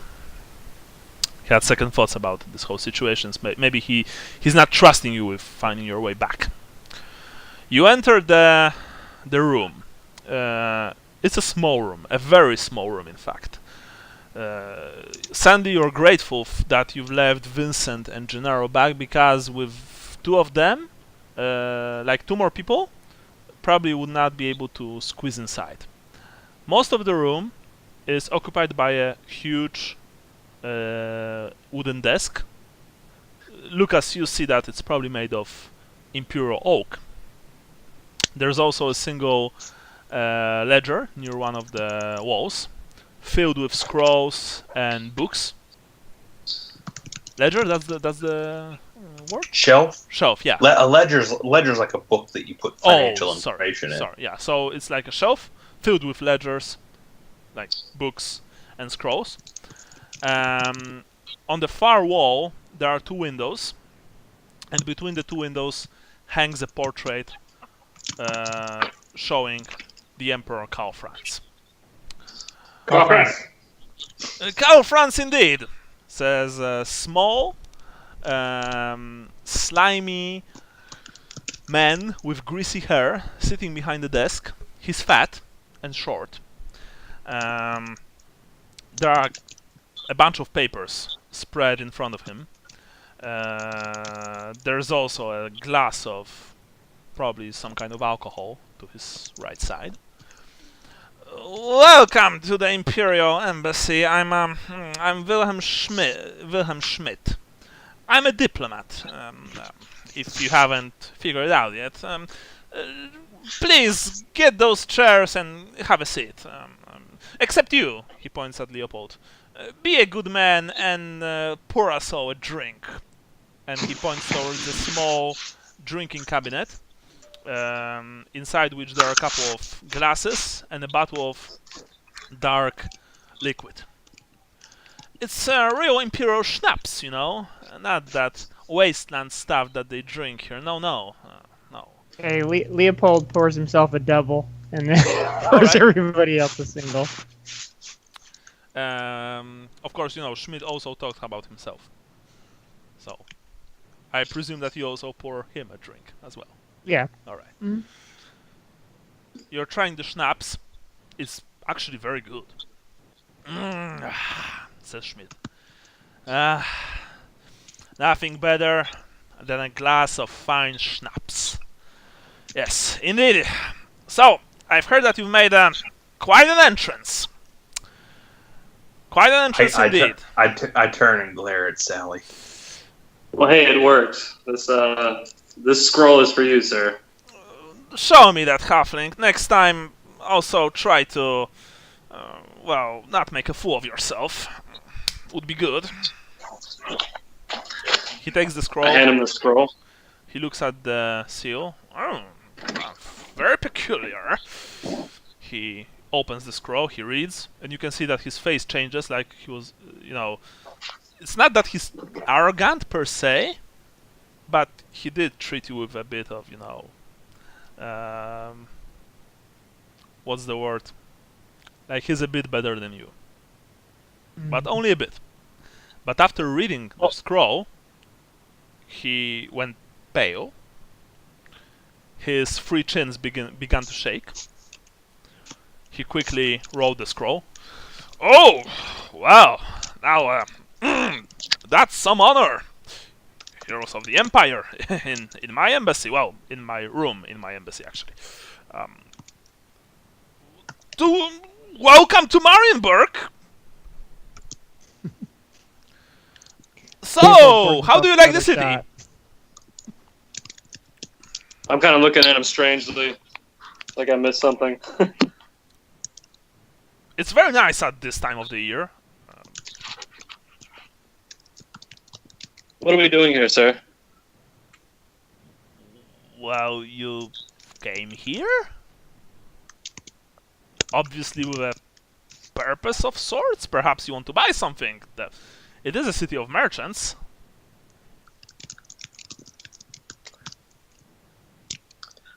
There's this uneasy quiet in the air. In the air tonight. We've come a long way. Yes, I figured Talahheim is quite a long way away. Yes. So, are you going to tell us what's in the scroll, or No. is that the end of our business here? No. Can we get our weapons back? Yes. Okay. All right. Wow. Look, And I can't tell you what's in the scroll, obviously, because it's strictly need to know, and at the moment you don't. But we were told our lives were in danger. Relax. The scroll is going to people that need to read it. You don't have to worry about that. However, there is also a note, and that I can tell you about, which says that I need to help you in any way I can, of course, within limited, within reason, let's just say, right? You've came just today, right? Yeah. Yes, sir. You have any place to stay? Well, tonight Yes, we're sir. staying at the Golden Trident. All right. Do you have work here? Like, do you want to earn some honest coin? Honest imperial coin, I might add, not this Marienburger Gilder, sorry. I think so. Perhaps. And you see that he's thinking about something. I might have something for you. It will be a simple job. However, I need to check a few things first. So I would like for you to visit me tomorrow at noon. And then we'll talk business. It will be kind of an investigative job. Nothing too dangerous.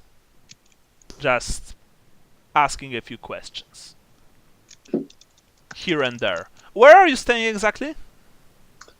The Golden Trident. I don't Golden Trout. care about the name, just the word. Oh. What? I have no idea. What was? Where was it? Was it Goodberg? Goldberg. All right. Goldberg. The job that possibly you're going to get, you have to conduct it to the at the south part of the city, Winkelmarkt mainly, Suid Dock. Perhaps it will be wiser for you to relocate there. You'll be able. The best way probably will be to take the Marienburg swing bridge from here, or hire, someone who will be able to swim you to the other side. But that will leave for tomorrow. I will pay you honest coin for that. Sounds good. What honest coin? He already told us Appropriate gold to coin. your job, halfling. Wait, what did he say? Appropriate to the job, halfling. I nod. Can I look at the rest of the group? Sounds good. Very well. As a welcome gift, he opens one of the drawers in his desk and produces a rolled up parchment. Here's a map of the city. It might come in handy. Thank you, Minehair. Very well. I'll see you tomorrow at noon. If you won't show up, then I presume that you're not interested, and you will be no longer welcome in the embassy. Could we get our weapons back before we leave? You will receive them at the exit of the embassy. And Thank if you. we don't, What part of you will receive them at the exit of the embassy you don't Oh, understand? I understand how these things work. It's very bureaucratic. Things get lost in between the cracks, and No, I just halfling, wanna- your weapon, you won't be cheated out of your weapons. thank you, sir. It is I who shall thank you, heroes of the Empire. Now, go, explore the city. Just be careful. Marienburg can be dangerous at night. Don't go near canals. I've heard there's a tale of a fishman who kidnaps people. No. We can't hear you, Sean. Whoa. Can you hear me? Oh, yeah, now we Yes. Okay, cool. can. What happened? I don't know. I just got a bunch of notifications that the server connection was reset, and I and I had no internet for a second there, Okay. and then it came back online. What was last you heard? Yeah. It was something about do you want to earn some money or do you want to have a job? And then it went out. Okay. Yeah, so we're coming back the following day at noon to hear if he's going to be able to give us a job. But he suggests if we get the job, we're not going to want to stay at the same place. We're going to probably want to find a place in the Port district or whatever it was called. Oh, okay.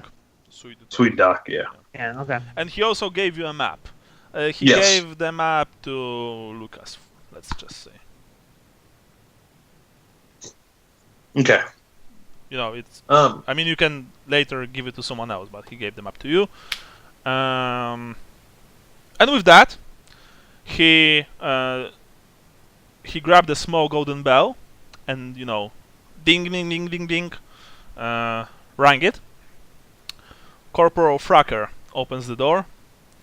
Come with me, he says to you guys, before of course bowing to Schmidt.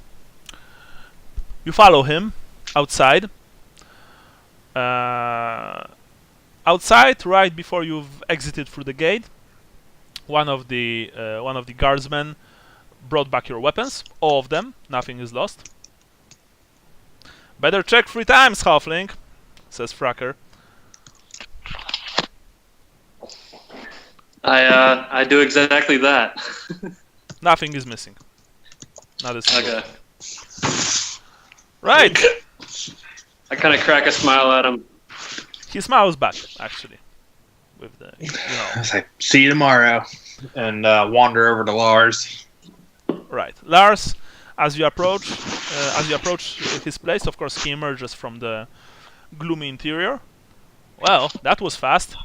Actually, when I saw that they've arrested you, I thought that this is it. But then again, you do look like the types who can take care of themselves.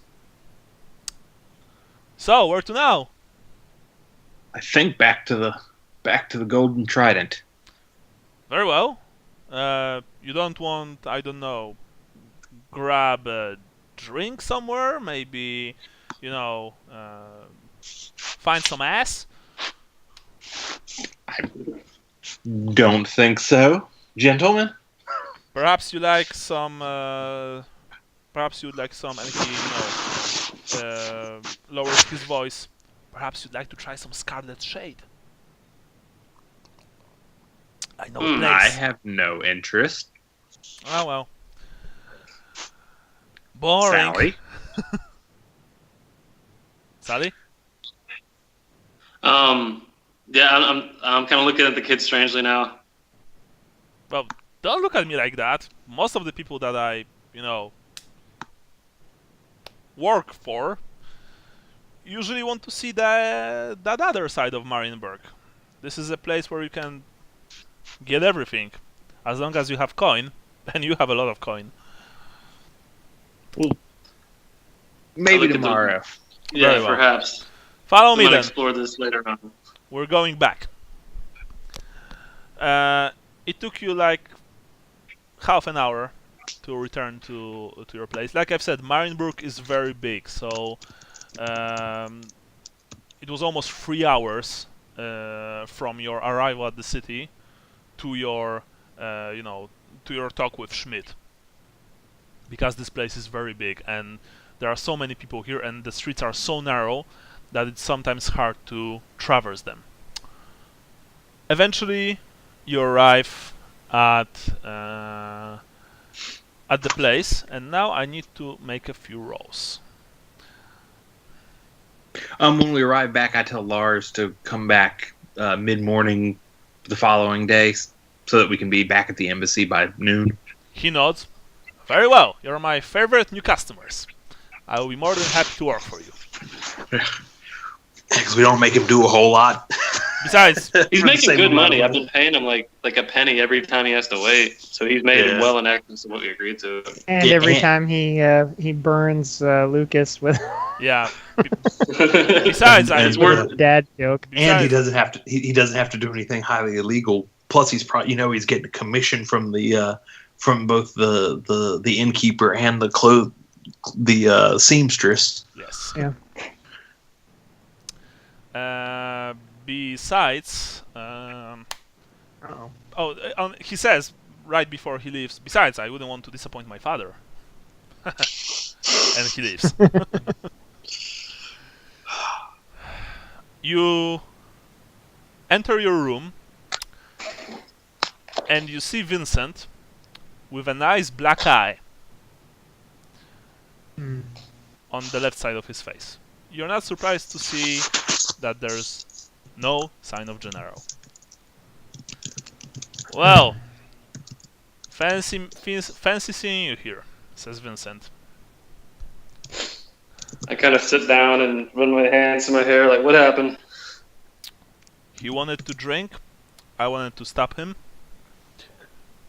Well, you can probably tell the rest yourself. I look around the room. Is there any damage or anything? No, actually not. Okay. I must say, Do you know where he went? drinking, I don't know. He doesn't know the city, so I doubt that he gone far. All right. Is Lars still here? No, Lars. No. Lars left. Lars left you outside. He'll be tomorrow. Yeah. Sally, we need to have a serious talk about your nephew here. Yeah. I was planning on having a talk with him when I got back, but Yeah. even that's a problem. Maybe the fish You know, man will get him. he's pulled. You know, he saved our bacon many times, but we're not doing him any favors by dragging him around and sticking him in rooms while we do stuff. We need to figure out a solution to keep him safe that is going to be better than what we're doing right now. I guess I'll go talk to the innkeeper, see if he could recommend a few bars in the area. You guys don't have to come. I wasn't planning on it.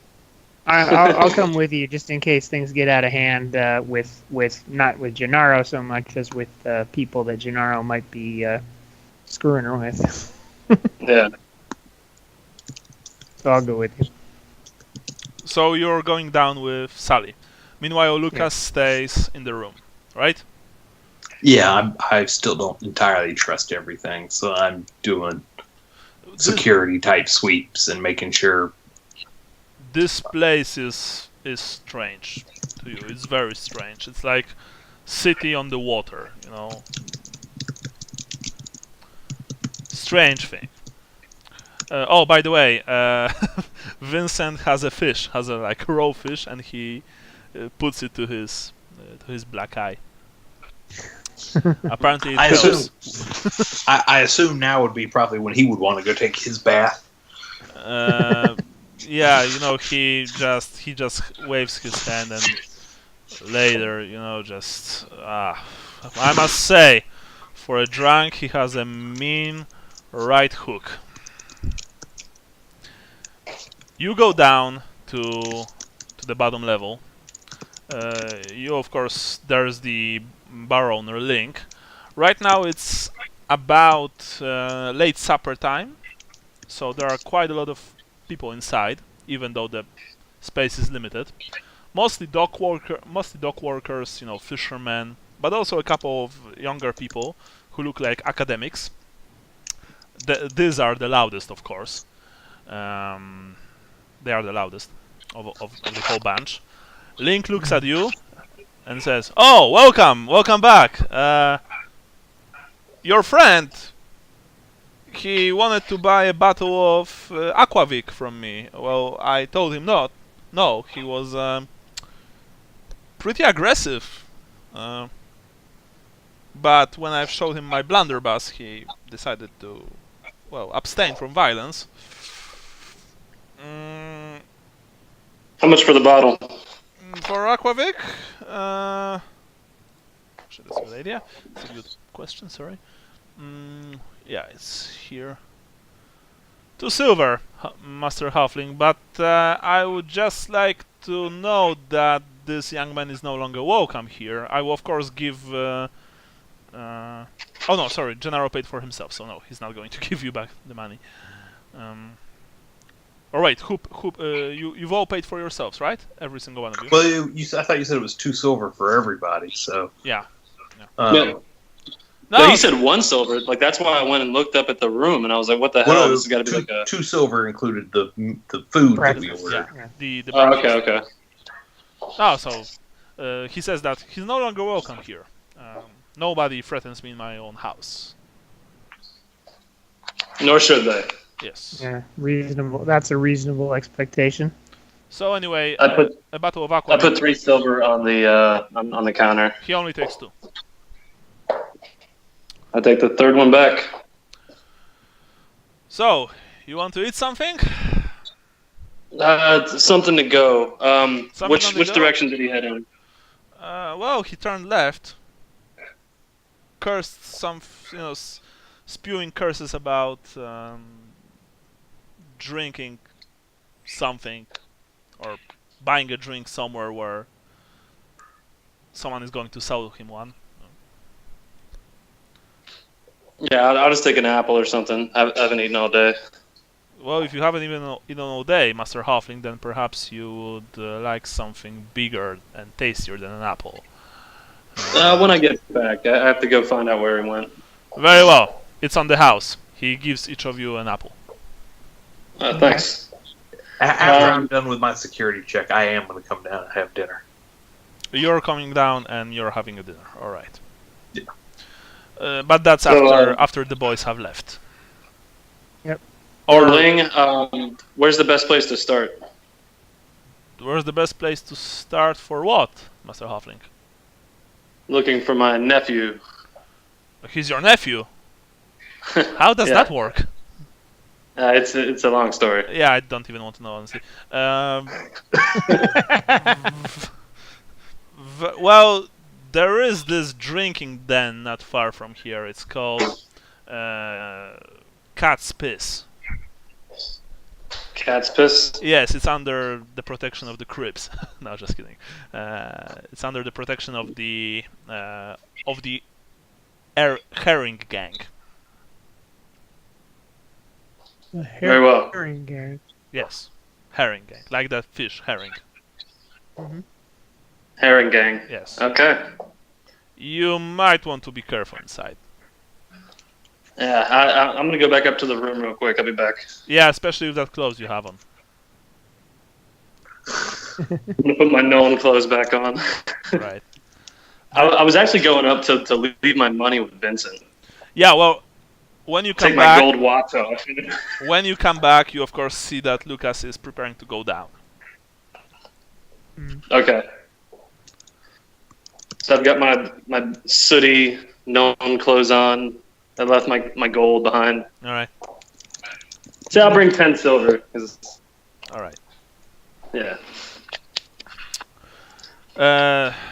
Are you going to? Yeah, Leopold, you might want to do the same. All right, I'll leave my keep my 24 gold on me, but I'll leave the two purses with the 200 and whatever. Yeah, inside. Okay. Vincent looks at you darkly and says that he'll take care of your stuff. That he's not exactly in the mood for going outside. Yeah. By the way, like I said, you've also met Lucas on at the top. Are you going to speak with him? We think Gennaro might have gone to a rather sketchy area, made some sketchy friends. If you wait for me to eat, I'll go with you. Okay, if you could eat quick. Fine. Well, you I can grabbed something just off his follow. You plate. can just follow along afterwards.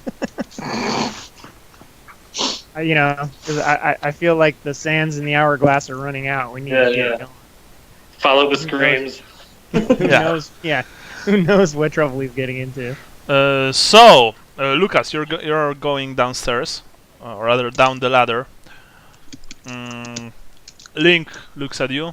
Fancy something to eat, Minoran?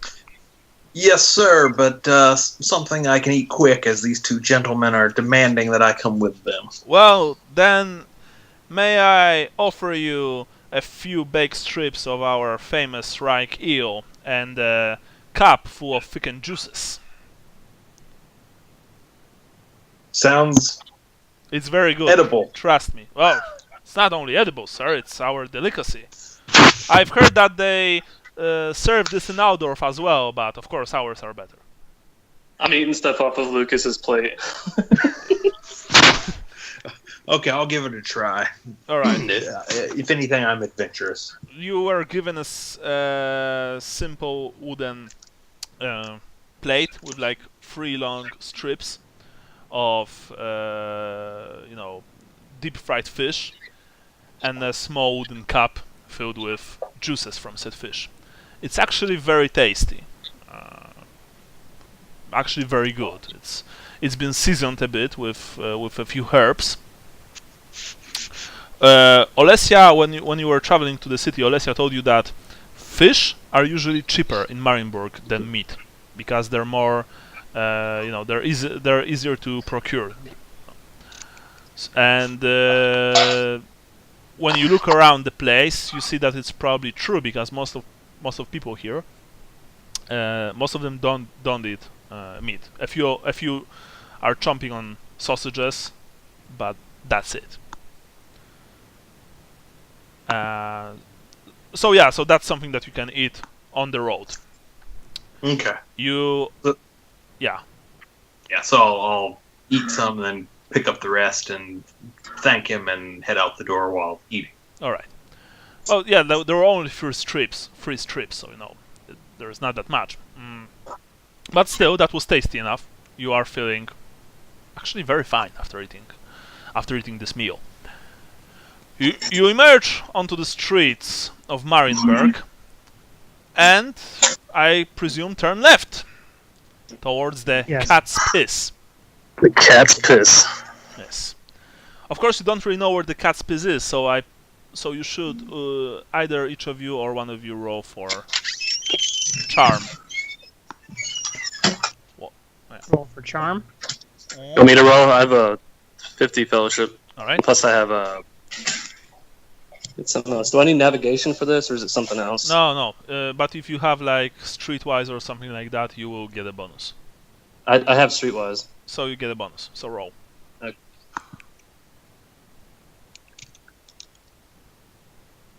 Okay.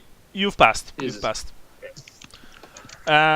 You've asked a shady-looking man where the Cat's Piss is located, and he was like, "Oh, it's right there, miner. Just be careful inside. This place is nasty." Oh yes. Who runs it? Well, the man who runs it is known as Whiskers. What sort of business is he into? Well, what kind of business is he into, really? What do you think? Well, I just want to know what things he... Well, it's a gambling valuable. den, essentially. Gambling and Okay. drinking den. But and there are rumors about old Whiskers, There are rumors that I'm not going to tell you, of course, because it would be dangerous for me. Let's just say that it's a nasty place. You be careful out there. Sure will. Are we? Oh, sorry. Punch the guy in the throat. No, just kidding. Is there any? Can I look around for like any thieves sign or anything like that? Roll. Okay. Let me get to it. Intelligence. You have Streetwise? Yes, I do. You have a bonus. Not that big of a bonus. Oh, it's Brian. Okay, sorry. Yeah, let me see. I'm just trying to because I can't read these in the little tiny windows. Yeah, I know. That's what I'm looking at mine right now, just to see. Well, yeah, I'm just trying to make sure I'm rolling the right one. Okay, secret signs thieves. Found it. Yep. Oh, no. You want Did to I luck? I don't. No, I don't. I don't need luck. I also spelled thief wrong apparently. Okay. But that's another. Yeah, hold on to your luck. Yeah, I'm not going to use my luck for that. It's going to be a bar fight. Yeah. You've located the Cat's Piss 3 streets, later. It's located actually in a small side alley filled with debris and, garbage and other worse stuff of the fecal variety. There's a small hole on the eye level, set in the door. Of course, the door is locked. So I presume that one of you knocks. Yeah, I will. Is there like a little peephole in it or something? You Yeah, hear. it's man height though. Yeah, it's man height. Yeah. So I'll go up with him. You hear, of course, commotion from inside. Like, I mean, commotion, sounds of people, many people gathered in one place. You knock. The small door opens to the side, and you see a nasty-looking, pockmarked face. Yeah, who's there? Someone that wants to drink. 1 shilling for entry per person. I toss 3 up through the little hole.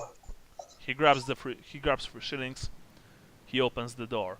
The man, of course, let's just put it frankly, he's a bandit. He looks like someone who robs people and beats them up.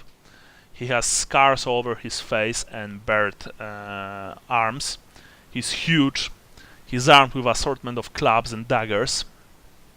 He looks at you with that predatory, in that predatory kind of way.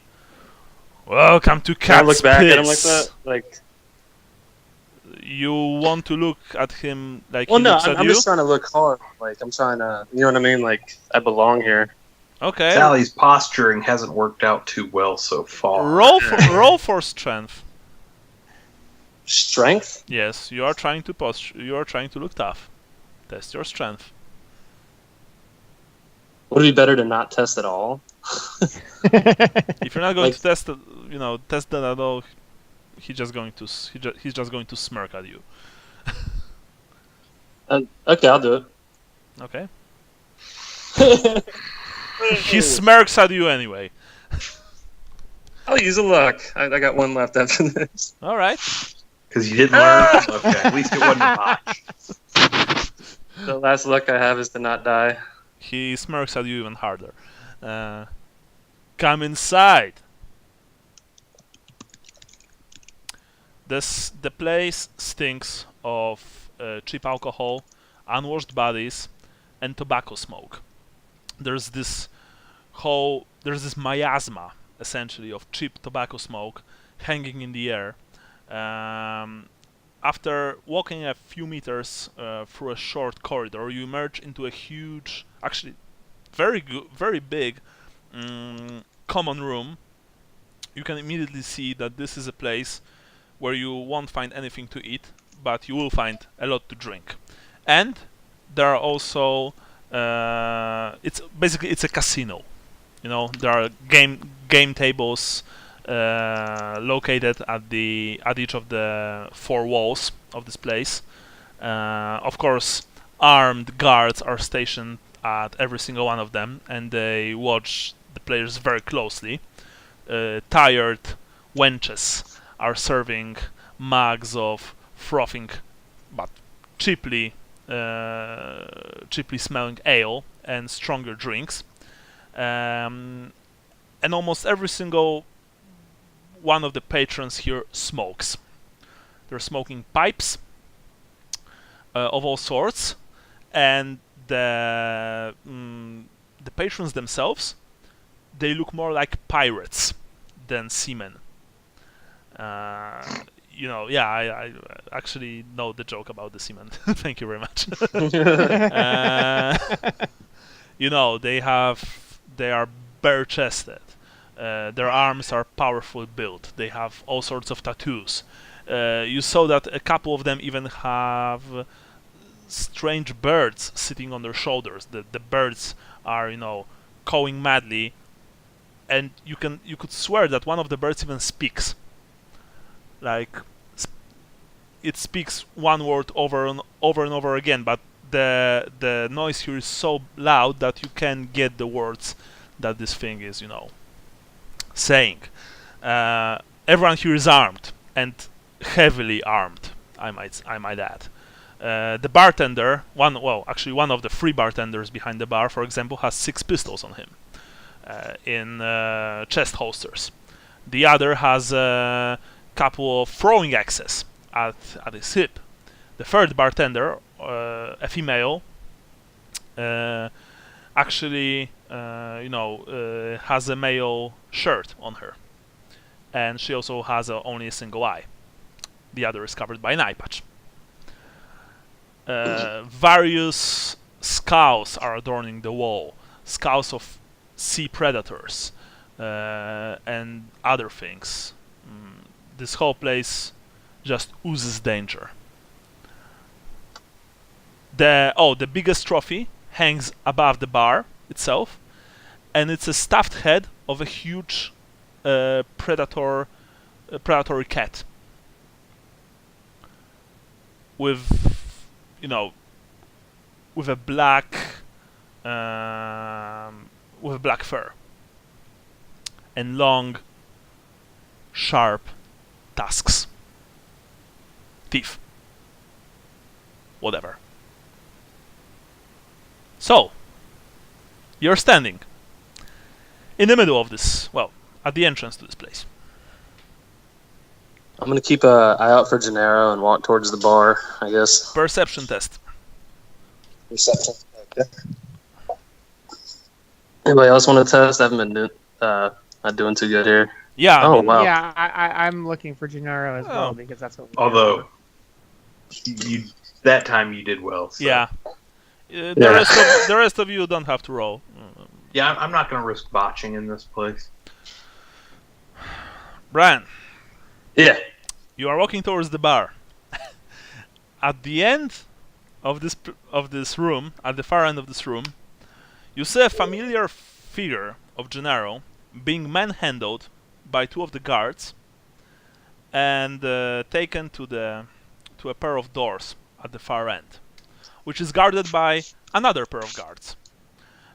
You see that they've took him from a table which has been overturned, and a couple of serving girls are actually, trying to clean the mess, including helping two burly men on their feet who have clearly been beaten up. I'm gonna walk to the doors they walk through. Okay. What about you To guys? the guard. Yeah, I'm going to back him up for sure. All right. You follow Sally. You eventually reach the door. The guards standing there, their arms crossed over their chests, look at you. "No entrance," says one of them. "Go, play a game, have a drink, have a good time." How much did that man there cost your establishment? "What, he a friend of yours?" says the other. Yes, he is. "Well, not anymore.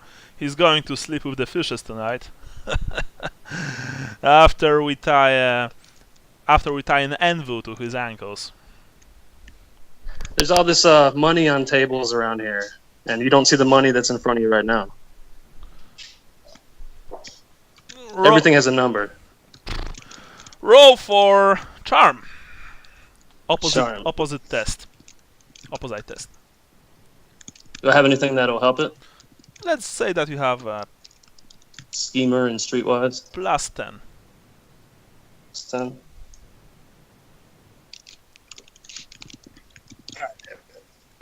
At least I didn't botch it. Basically, they look at you. "What? You want to pay for a friend? You don't look like the type, halfling. Maybe your friends could try to convince us, eh? You don't look like you have." He's what not it going to takes. say anything to you. I think he means us. Yeah, I can try. Oh. Well, we don't need him to say anything, we just need him to die. He came to our place, wrecked our stuff, and what does he expect? Damn fool, drunk as well. He probably expects me to come and clean it up. Well, you're doing a piss poor job of it. Come on, fellows, humor us. Maybe you have a better luck than your halfling friend here. Yeah, I don't have a good charm. Oh yeah, my You have charm. Streetwise, right? I do have Streetwise. I just don't have the charm skill. So it should be a wash then, right? it would be fellowship at half if you don't have the skill, right? Yeah. And then plus 10. So let's see. Role play this well, and you won't have to roll. Just Okay. humor me. All right, I say, look, guys, we all have that asshole friend who gets into trouble, right? No, you do. Come on, you got to have one friend who gets into trouble a lot. Go on, says one of them. He is an asshole, but he's also saved our bacon in the past, and we, when you have somebody who's pulled your feet out of the fire more than once, you got to try to help them out, right? So we're just trying to do that for a guy who maybe, in your eyes doesn't deserve it, but to us he means something, and we just want to take him and put him somewhere where he can't be a problem to anybody. We just want to do that one thing for him. The code. Tell you what. You can go inside and speak with the boss. After you pay us, of course, a nominal fee of 2 guilders per each of you. Who knows? Maybe the boss has a sense of humor today. Maybe if you're going to humor him, he lets your friend live. It's worth a shot. Definitely. Well, actually, your friend had a lot of shots today. No? Tell me about it. Yes. However, I can respect a man who can hold his own drink. That's disgraceful. Very well. 2 guilders from each of you, and you can enter. Oh, but, of course, there are no, there's no guarantee that you will live. Just so you know. Yeah. Very well. We're paying for access, not for results. Got it. Pay up. I look at Sally. Leopold, Yes. I've got it. Bring any, you got it? No, Alright. I have. I didn't bring the full amount. Okay. Well, I've got 6 crowns. You owe me. Yeah. Is that the exchange crowns to Gilder? Like Yeah. No. Yeah, a crown is just their name. I mean, a guilder is just their name. It's a gold coin. You pay the fags, they let you inside. Inside is a narrow corridor, completely, without any special marks, without anything. At the end is another pair of doors, which you open. Inside is a relatively large room, of course, not as large as the one that you've entered into. It is now that you've realized that this place is actually has actually been built in a couple of houses in Marienburg. Like I've said before, these houses are so tightly built that you've probably already walked through 2 actual houses, maybe even 3. Inside, of course, there's a huge desk. No surprises here. The desk is fantastically made. It's very ornamental. The legs of the desk are carved into the shapes of dragons, of serpentine dragons. There are a total of 8 guards standing inside at the walls. Well, 6 of them are standing at the walls. 2 of them are busy beating Gennaro, who is tied to a chair. They take their turns, smashing his face in one corner of the room. Behind the desk, on which stands a decanter of expensive-looking alcohol, sits a halfling, who is incredibly fat, very well dressed, has 10 gold rings on his fingers, and he plays with a huge golden chain. He also has a mustache, but his mustache is waxed so that it resembles whiskers. You know, cat's whiskers, essentially. Yeah. There's also a bowl of like some kind of fish, and another bowl filled with seaweed. Even from here, you can smell the vinegar, you know, that's been used to spice the seaweed. As you enter inside, of course, you know, half of the guards immediately point their weapons at you. They are armed with assortment of pistols and crossbow pistols. The halfling looks at you. Who the fuck are you? And I'm how here to did you fix the get? situation. And how did you get here? Your guards are easily bribable. Well, yes, I've taught them well. By the way, he points at one of his guards. Remind me to replace Mark and Michael with Thomas and Joseph next time. We need to, like, circulate, you know, the guards. These two are taking too many bribes. Well, anyway, back to you. Who are you exactly, and why shouldn't I just kill you right now? We came to pay for the damage that our friend here caused. This cripple is your friend. Of course he is. By the way, those other two guys are still beating him up.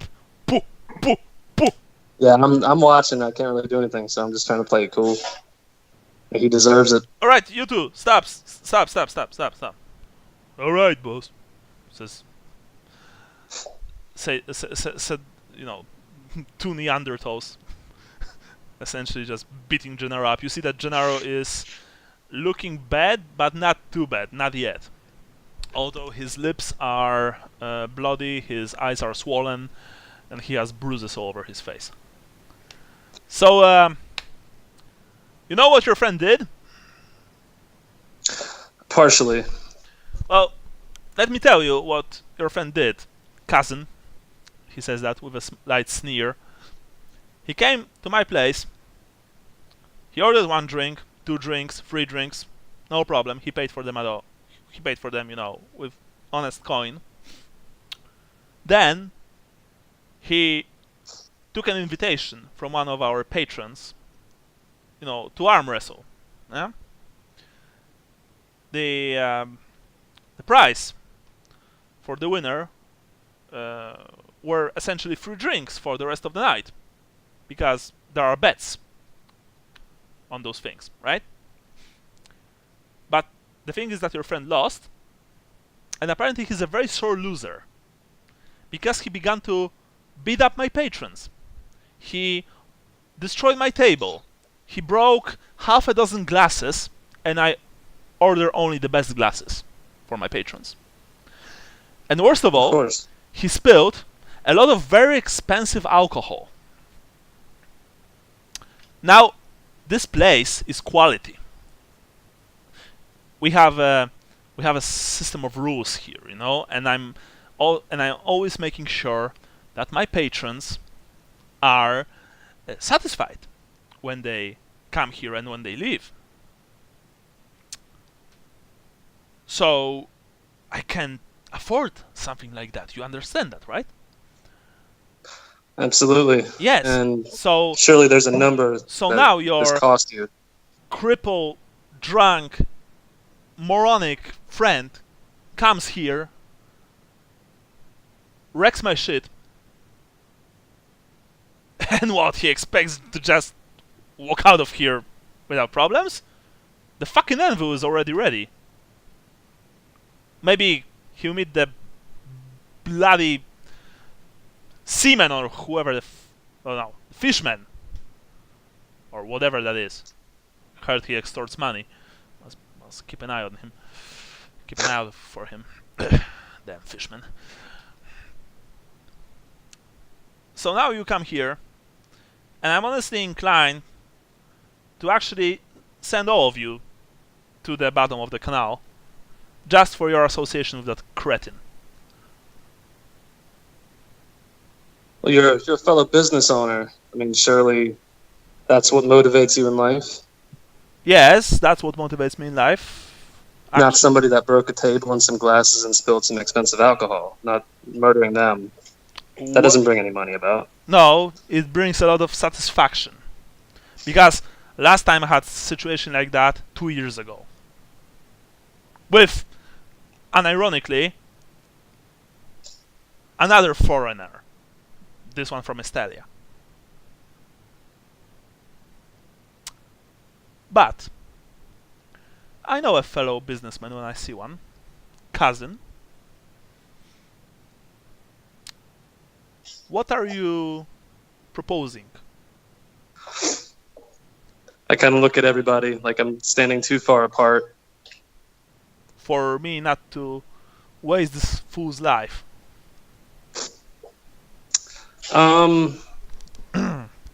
Any goods that you cannot fence here?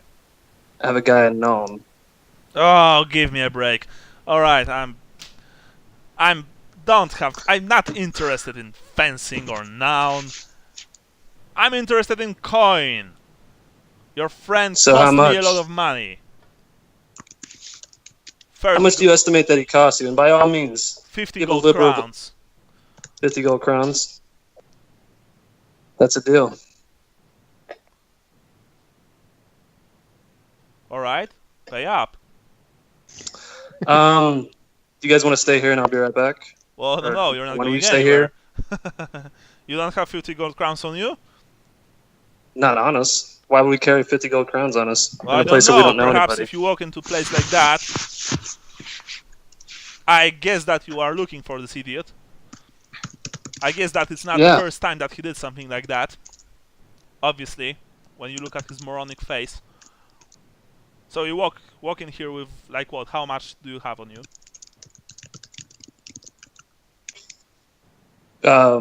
Leopold?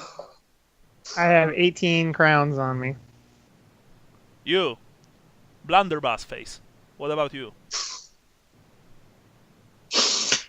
He ain't my friend. Oh, well, in that case you can fuck off. If you walk right now through the door, I'm not going to send you to meet the fishman. If you stay, Lucas. then I'm going to hold you accountable for his I actions. pull out 24 crowns Right, 24 and 18. Wow. while bitching about Gennaro. We have 42. They know they'll be compensated. That's not enough. But tell you what, that's a nice sword you have at your hip. I think it would look much nicer in a glass cabinet in my bureau. This sword affects my ability to earn more crowns, and I can get you You more. can buy another sword. I don't want your services. If you're stupid enough to hang with someone like that moron here, then you're probably not exactly a person with whom I would like to make business. So are we at 42 crowns and the sword? Fair deal. Fair deal for the life of your useless friend. What do you say? Besides, I would love to see what you are actually going to do with him after I'm going to let you all leave this place. So, yeah. You know what? That's a fair deal. It is. He And hopefully you can see past this and see the possibility of future business. No. He snapped his finger, and one of the guards, walked to you, collected the money, and, I hand over the sword. yeah, and extend for your sword. By the way, I mean the Tylian Gladius, of course. Yeah. If any of you have evaluate, you can roll. I think I do. With a big bonus because the elf told you how much the swords are worth.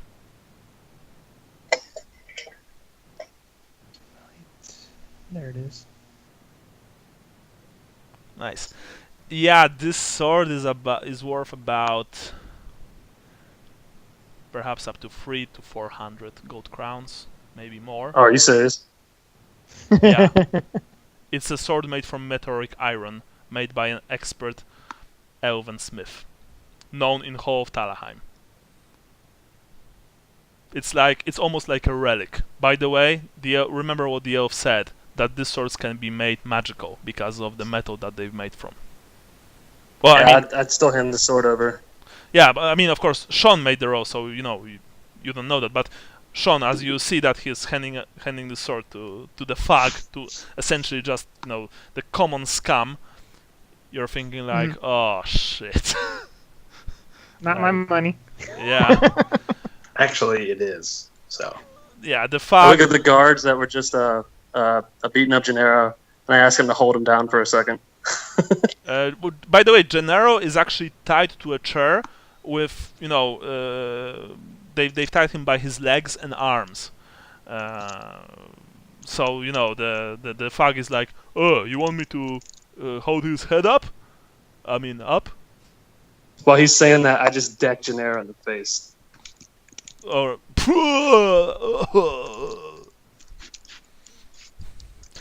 Now, this will be a fine addition to my collection. Thank you, cousin. I will remember it very fondly. I mean, our business here. Now, do me a favor. Take that idiot. Walk out the front door without stopping inside. If I ever see any of you in that alley, not to mention my place, I'm going to fucking make a... I'm going to make a cap from your skulls. Is that clear? Yeah, I just wish we could have done more business together. Excellent. Fuck off. I nod and smile. I pick Gennaro up. Yeah, well, Gennaro is not able to. I get walk up by under one arm. Leopold and I will do it. Yeah, because Yeah. not only he's drunk. It's not only that he's drunk, It's also that he's been badly beaten. So you two need to just carry him.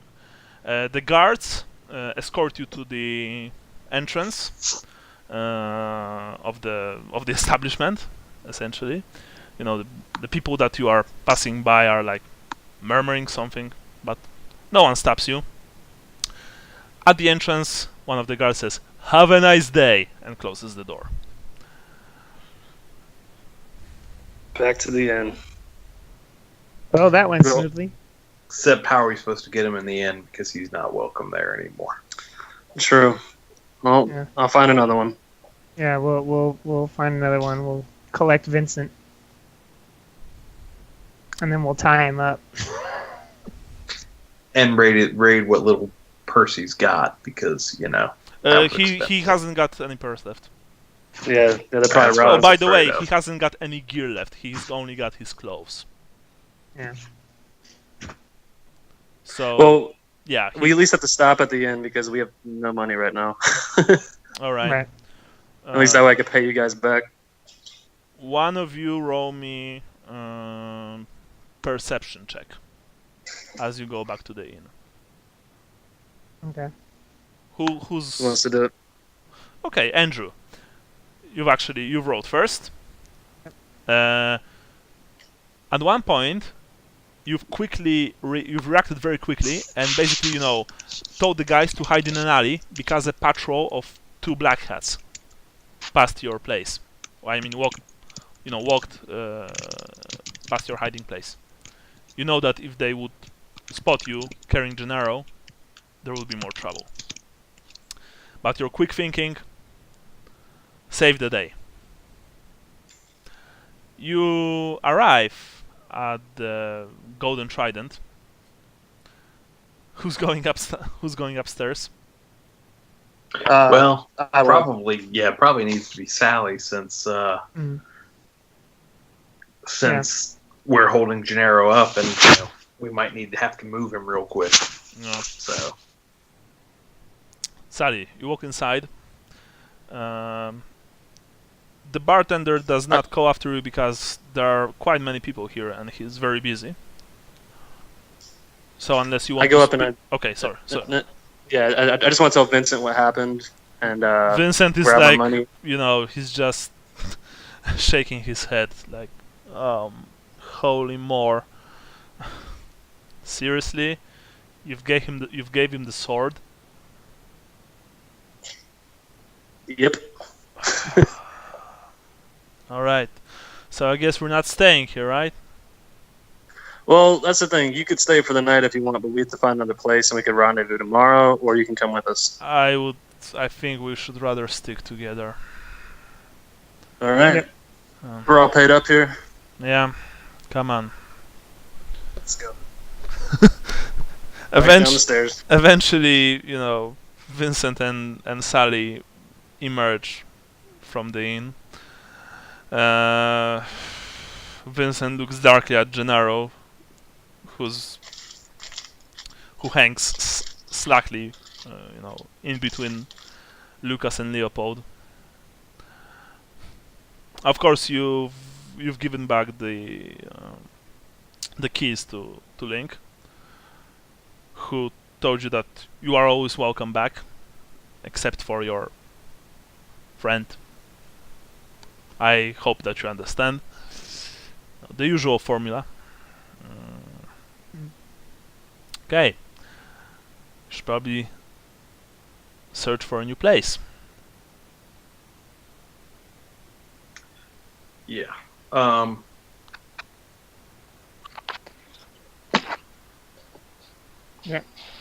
to the right.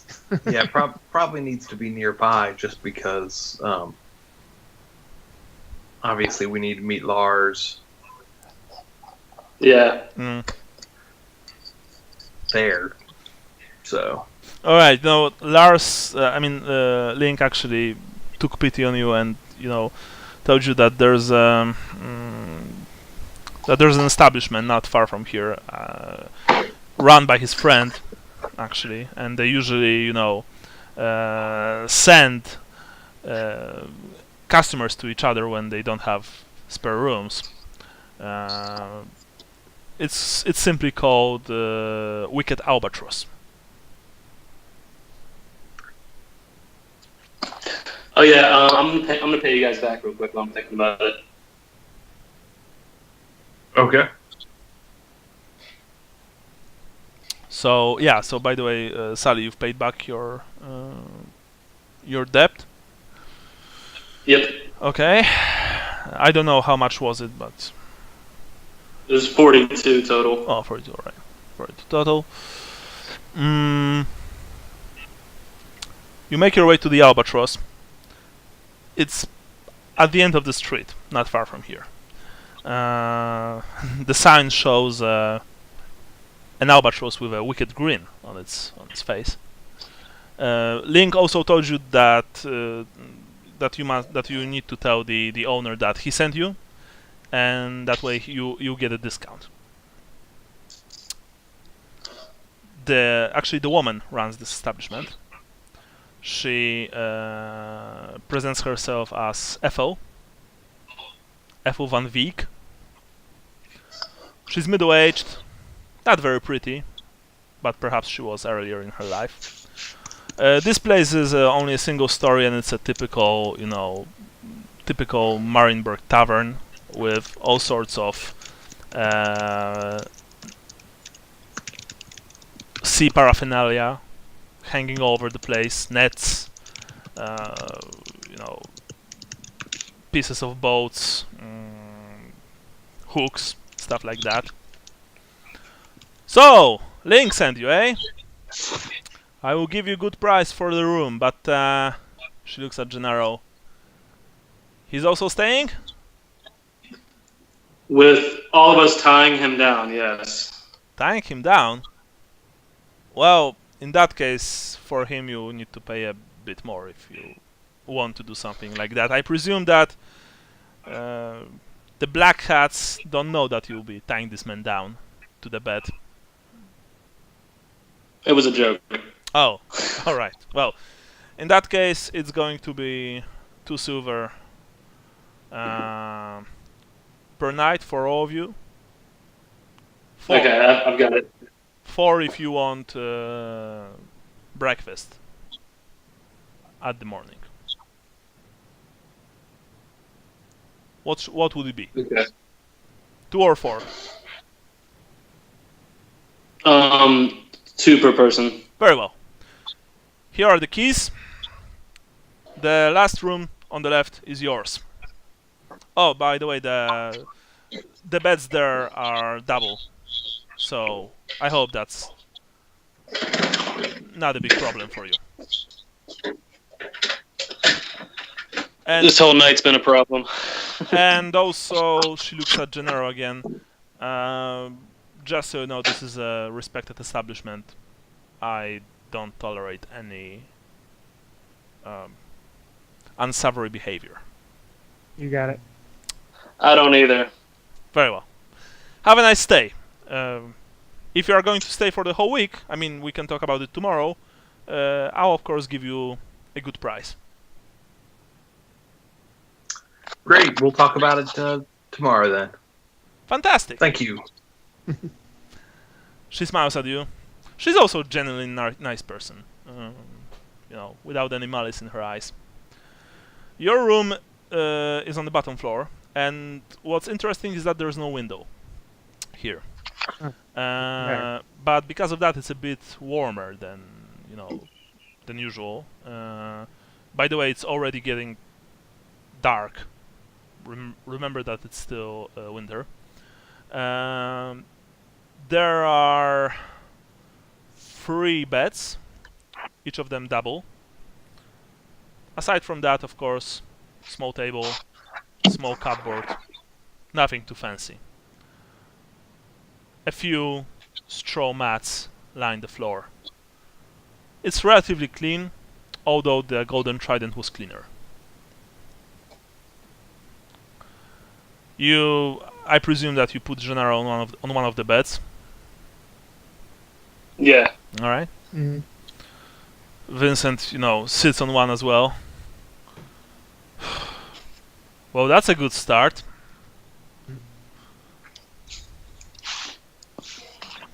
Is Gennaro out? Is he like passed out? Yes, he is, because his face looks essentially like like raw steak. like tenderized steak. Oh, that's the word. Yeah. I think we should tie him down, personally. I do too. Alright, let's do it. If he does this again, I'm gonna pay the guy to fucking kill him myself. Do you have rope? What do you guys do with that? Unless you used it on something. I had rope a long time ago, but I don't think. Yeah, I think I lost it in the Skaven attack. Yeah. Well, by the way, we're taking watches anyway, right?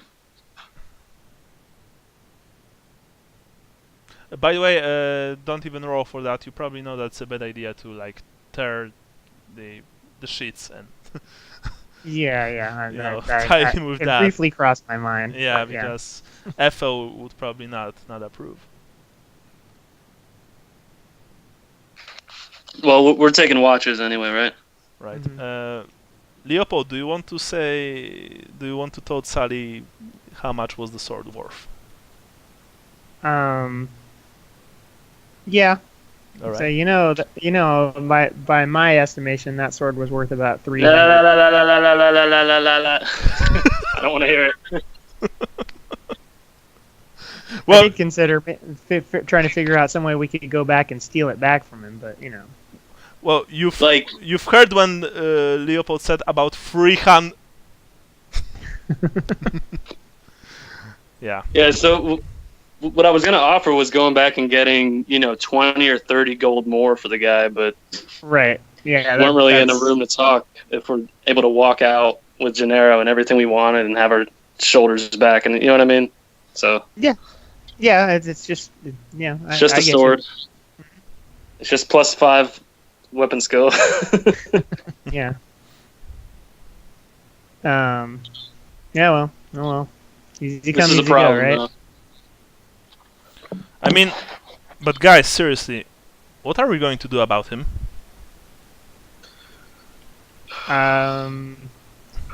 Because that's dangerous.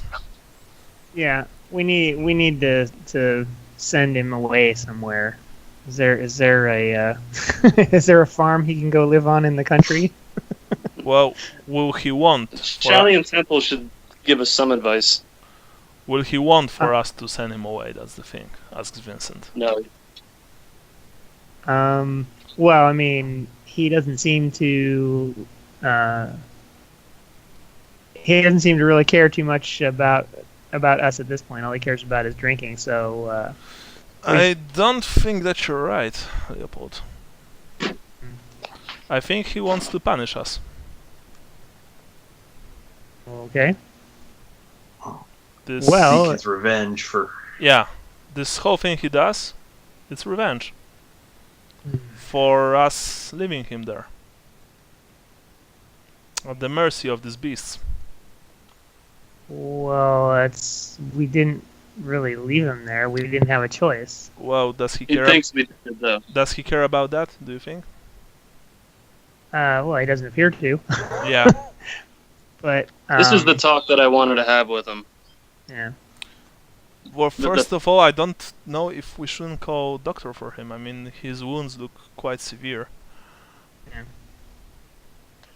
Yeah, I'll go down and see if there's a doctor around. Well, maybe let's find the doctor tomorrow. I mean, today is pretty late already, and we have that meeting with Schmidt tomorrow in the embassy, right? Yes. Yep. But I don't want for someone like him to watch my back. Not in his state. Nope. When the knights schooled me right before we left Talaheim, one of the first things that they've told me is to place my faith in my comrades and to make sure that I can do so. And I can't do so with Gennaro, not anymore. But that's Agreed. But that's the thing. I do understand him. I mean, I don't know what I would do if I was in his place. We all saw what the Skaven did to people on the streets. Imagine what it must have been in those camps.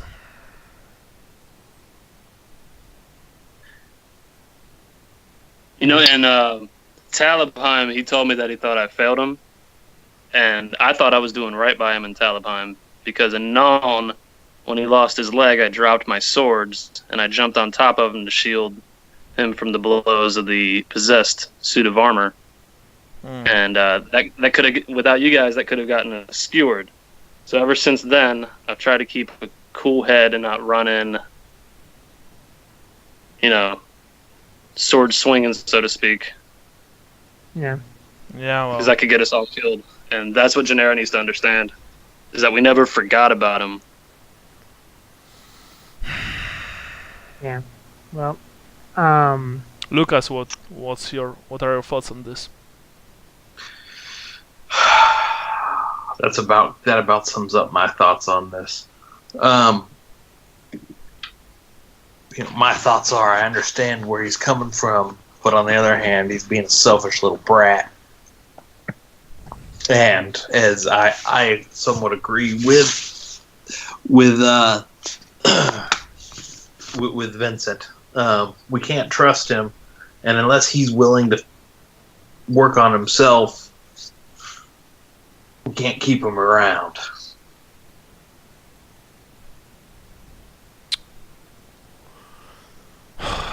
Okay, guys.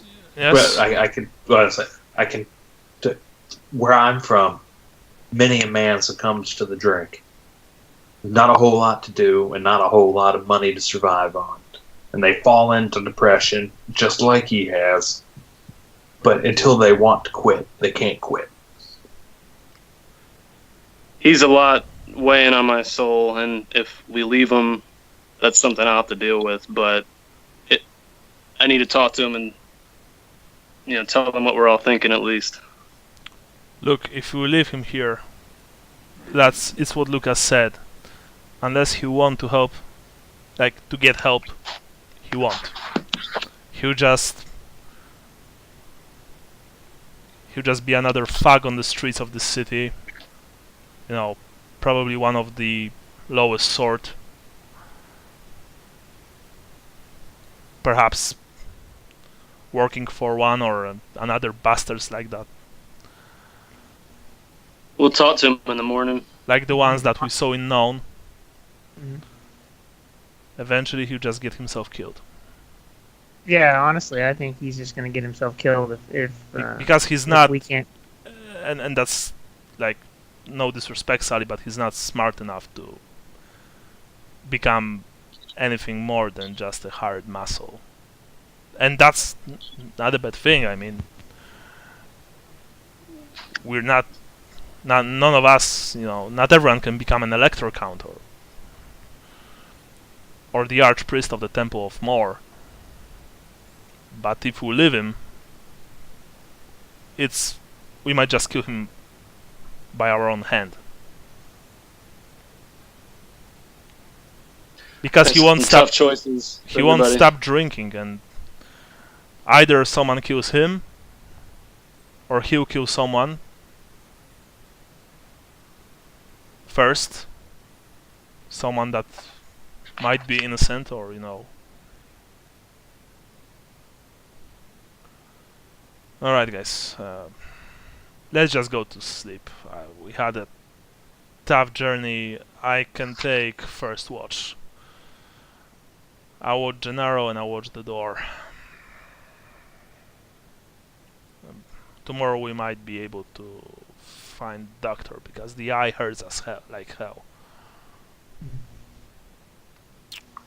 Right. Sounds good. Yeah.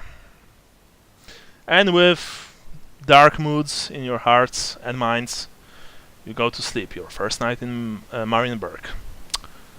Now my question is: do we want to like have conversation with Schmidt, or are we finishing right now?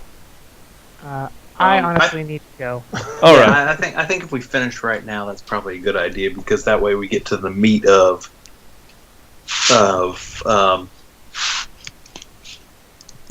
we get to the meat of the adventure next time, or we don't have to remember. Okay, what did Schmidt want us to do? Yeah, You know? yeah, exactly. Right, guys, good. That was good. Dramatic, but good. Okay, so for today's game, each of you gets 100 points. Yeah. For your characters, each gets 10. For your places of birth, each gets 10, I think.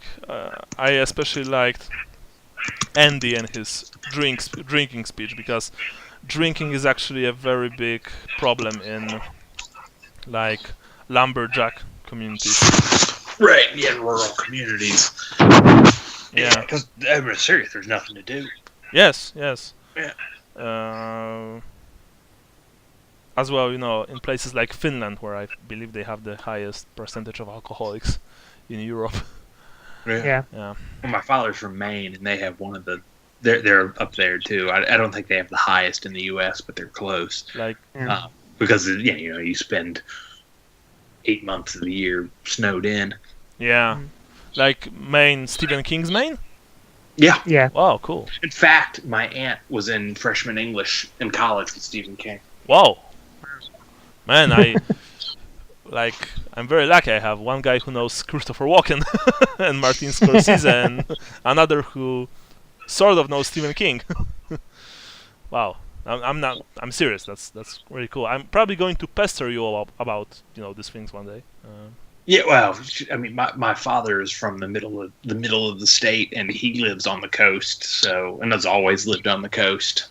So they're two very different cultures. Yeah. Yeah, but I mean, Warsaw, Central Poland is completely different than the Eastern Poland. Where it's poor, and the drinking there is like is very bad, essentially. Anyway, all right. 10 for the characters, 10 for your places of birth. Religion, Brian. I can't think of anything specific to religion. I got the other stuff though. Okay. Andrew, religion. Yeah, I didn't really have anything either. Yeah. The closest, which is probably more a place of birth, was the complaining about the city. But like I said, one that's minor, and two that was more of a place of birth thing. Yeah. Jason also, I didn't saw any more in him today. Sean, what about you? I just did. I Jason's did back, this. by the way. Yeah. No, I think he never logged off. Just Yeah. Well, I think he stepped Well, away. he just asked if we're still going. Oh, okay.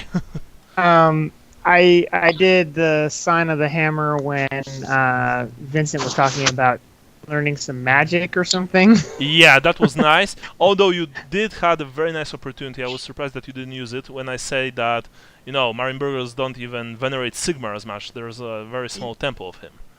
Yeah. I thought about it. I missed it. It's true. But I will give you 5 points for that thing with magic. That was pretty nice. Star sign, Brian. Rise Cauldron, Righteous, Fearless, Merciful. I think I did that walking into the cat's piss. Yeah, 10 points, definitely. Andrew? Hold on. It's Mummet the Fool, Sensible, Intuitive, Lucky.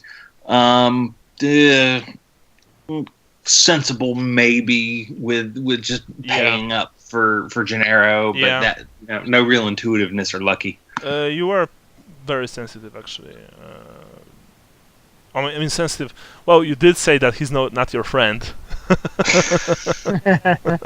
Yeah. Yeah. How much did Sally get for the star sign, by the way? 10 points. I can give you 5, but that was pretty. I think that's Yeah, Jason. Jason is not here.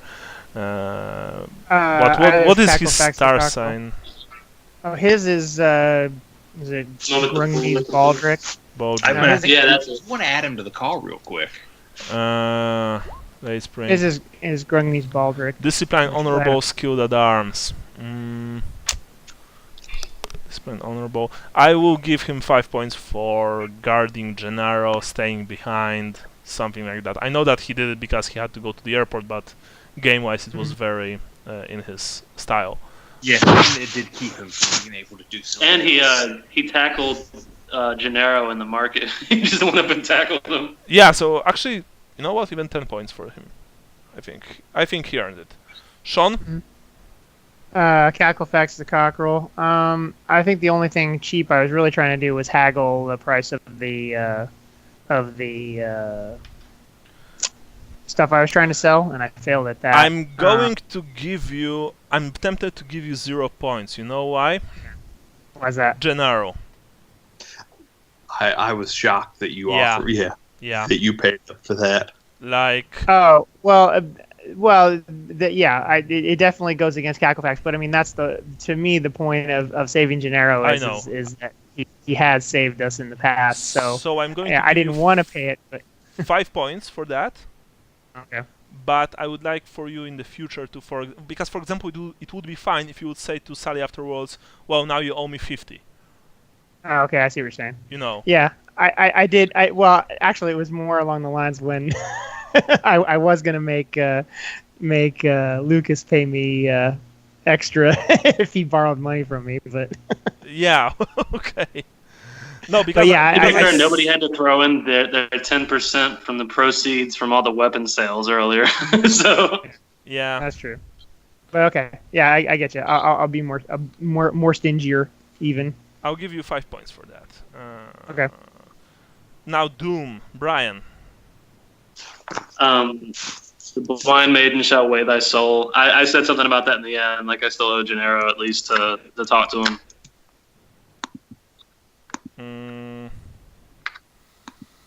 I literally said I had that weighing on my soul. Okay. If we lose. Okay. Blind maiden shall weigh thy soul. What's more to? Okay, I'll give you 10 points for that because you did sacrifice much for him. You did sacrifice much. I mean, without evaluate, you know that this sword was worth a lot of money. It's very, very, very expensive stuff. I actually have evaluate too. Oh, you didn't pass. All right. Yeah. Okay, so I'll give you 5 for that. Andrew, what about your doom? The sword shall bring no justice, only suffering. Again, I don't know that this one really came up too much. Other than helping stop Gennaro from suffering, but even then, that was a little You actually had a nice delayed. opportunity when Sully gave away his sword. You could have said something. Yeah. That's true. You know that. Well, this sword is only going to bring him suffering. To bring you suffering, Master Halfling. And then he would say like, yeah, fuck off. I'm taking the sword anyway, because it's nice and shiny. No, but all right. I'll give you 5. Sure. Sometimes I'm giving you guys these opportunities like specifically for your signs and dooms. By the way, just I feel really weird making quips and trying to call that my doom. So yeah. But yeah, okay, cool. So 5. Moving on. Let's see what about Jason. Jason, what is his? It's Vincent Dariush. His doom is the tiniest of Tao's children shall feast upon thy god. No, nothing. Seriously, nothing. I don't saw anything today. Yeah. He actually, that would have been a great opportunity to start freaking out about the food after Lars told us that. Yeah. Okay, so after that we have Leopold. I don't remember what the text is exactly. Let me pull it up. But it's something about the hourglass shatters before the last grain falls, I think is what it is. Okay. If I recall correctly. And I just made that comment about the sands are running out of the hourglass. We need to go get Gennaro. I saw that. It was nice. 5 is okay? Yeah. All right. It's fine. Sally, I'm not sure if I want to give you anything for Halfling today because again, I was expecting a bit more interaction, like Halfling to Halfling interaction with with Whiskers. Yeah. Well, I mean, he even called you, cousin. Just to like you spoke with him like you spoke with anyone else, when you speak about the business. I was hoping for a bit more interaction and maybe even using both of us we are halflings, so maybe you could help me out or hear me out better, because I'm not like those humans. I'm like you. I haven't seen that today, so I don't think I'm going to give you today points for that, if that's okay for you. Yeah. Unless, of course, you convince me otherwise. Nothing really. I think there was something like the guy was asking about Gennaro being my nephew, but that's like a catchphrase almost. Yeah, I mean that's not very halfling. No, I think that's it. Also, no ideas today that have been finished. I think. No, I don't think we really. Yeah. Yes. How much XP do I get for doing 3 sessions of notes? 30, as usual. 30 okay. For 3 sessions. Next time, someone else will take the notes. Yes. Writing. I don't know who. Okay, guys. So that's it for today. Pretty rough session for a start of the campaign, I must say, but also pretty enjoyable. Marienburg is a cool place. Hello? Oh, hi, I'm Jason. back. I didn't realize I can click to rejoin. We are just finishing, and okay, so from what I understood, the whole of June is out. Am I correct? You ended up with 130 XP for Vincent. Yeah, Vincent goes for 130 XP. Okay. Jason, I'll be contacting you later about certain stuff, as well as Brian, probably. Okay. Just so you know. Okay, so 10th of June is no go, 17th no go, 24th no go. Goodness. Because what? At which date is okay then? And you were going somewhere with your family. Yeah, I'm gonna let me pull that up real quick.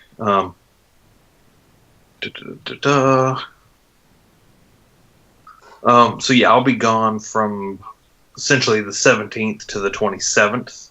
Okay. And then obviously my wife will not be happy if I then spend the next weekend playing this. So, no, understandable. So that would put, like, I believe the 8th would be the earliest in July. What about the Yeah, I first? could do. Yeah, no, he That can't is do that's the Sunday after I get back. Oh, okay, I understand. All right, so sure. So 8th then. Yeah, I could do it. Okay, I'm cool with 8th as well. Actually, it's pretty good for me too because my brother comes from the States to visit, so I'll have a lot to do in June. What about the rest of you guys? I should be open pretty much, yeah, for the foreseeable future.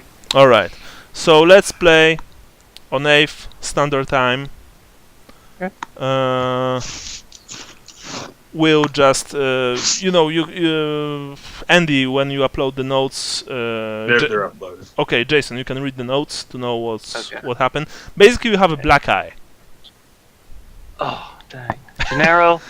And by the way, I rolled. It's not like, story-wise. I rolled. He won by a huge degree. Alright. So, as long as I'm not burning fate points because of that. Yeah. No fate points. So that's the beginning of the Thousand Thrones. Thank you very much. I'm very happy to be able to play this campaign with you. And you're uploading this to... Naturally. Okay, so I'll also review that too. Excellent. Okay, guys, thank you very much for the game. I'll see you all on 8th, and I'll be contacting some of you before that. Okay, sounds good. Great. Thanks, guys. Got to run. Talk to you later. Bye-bye. See you. Bye.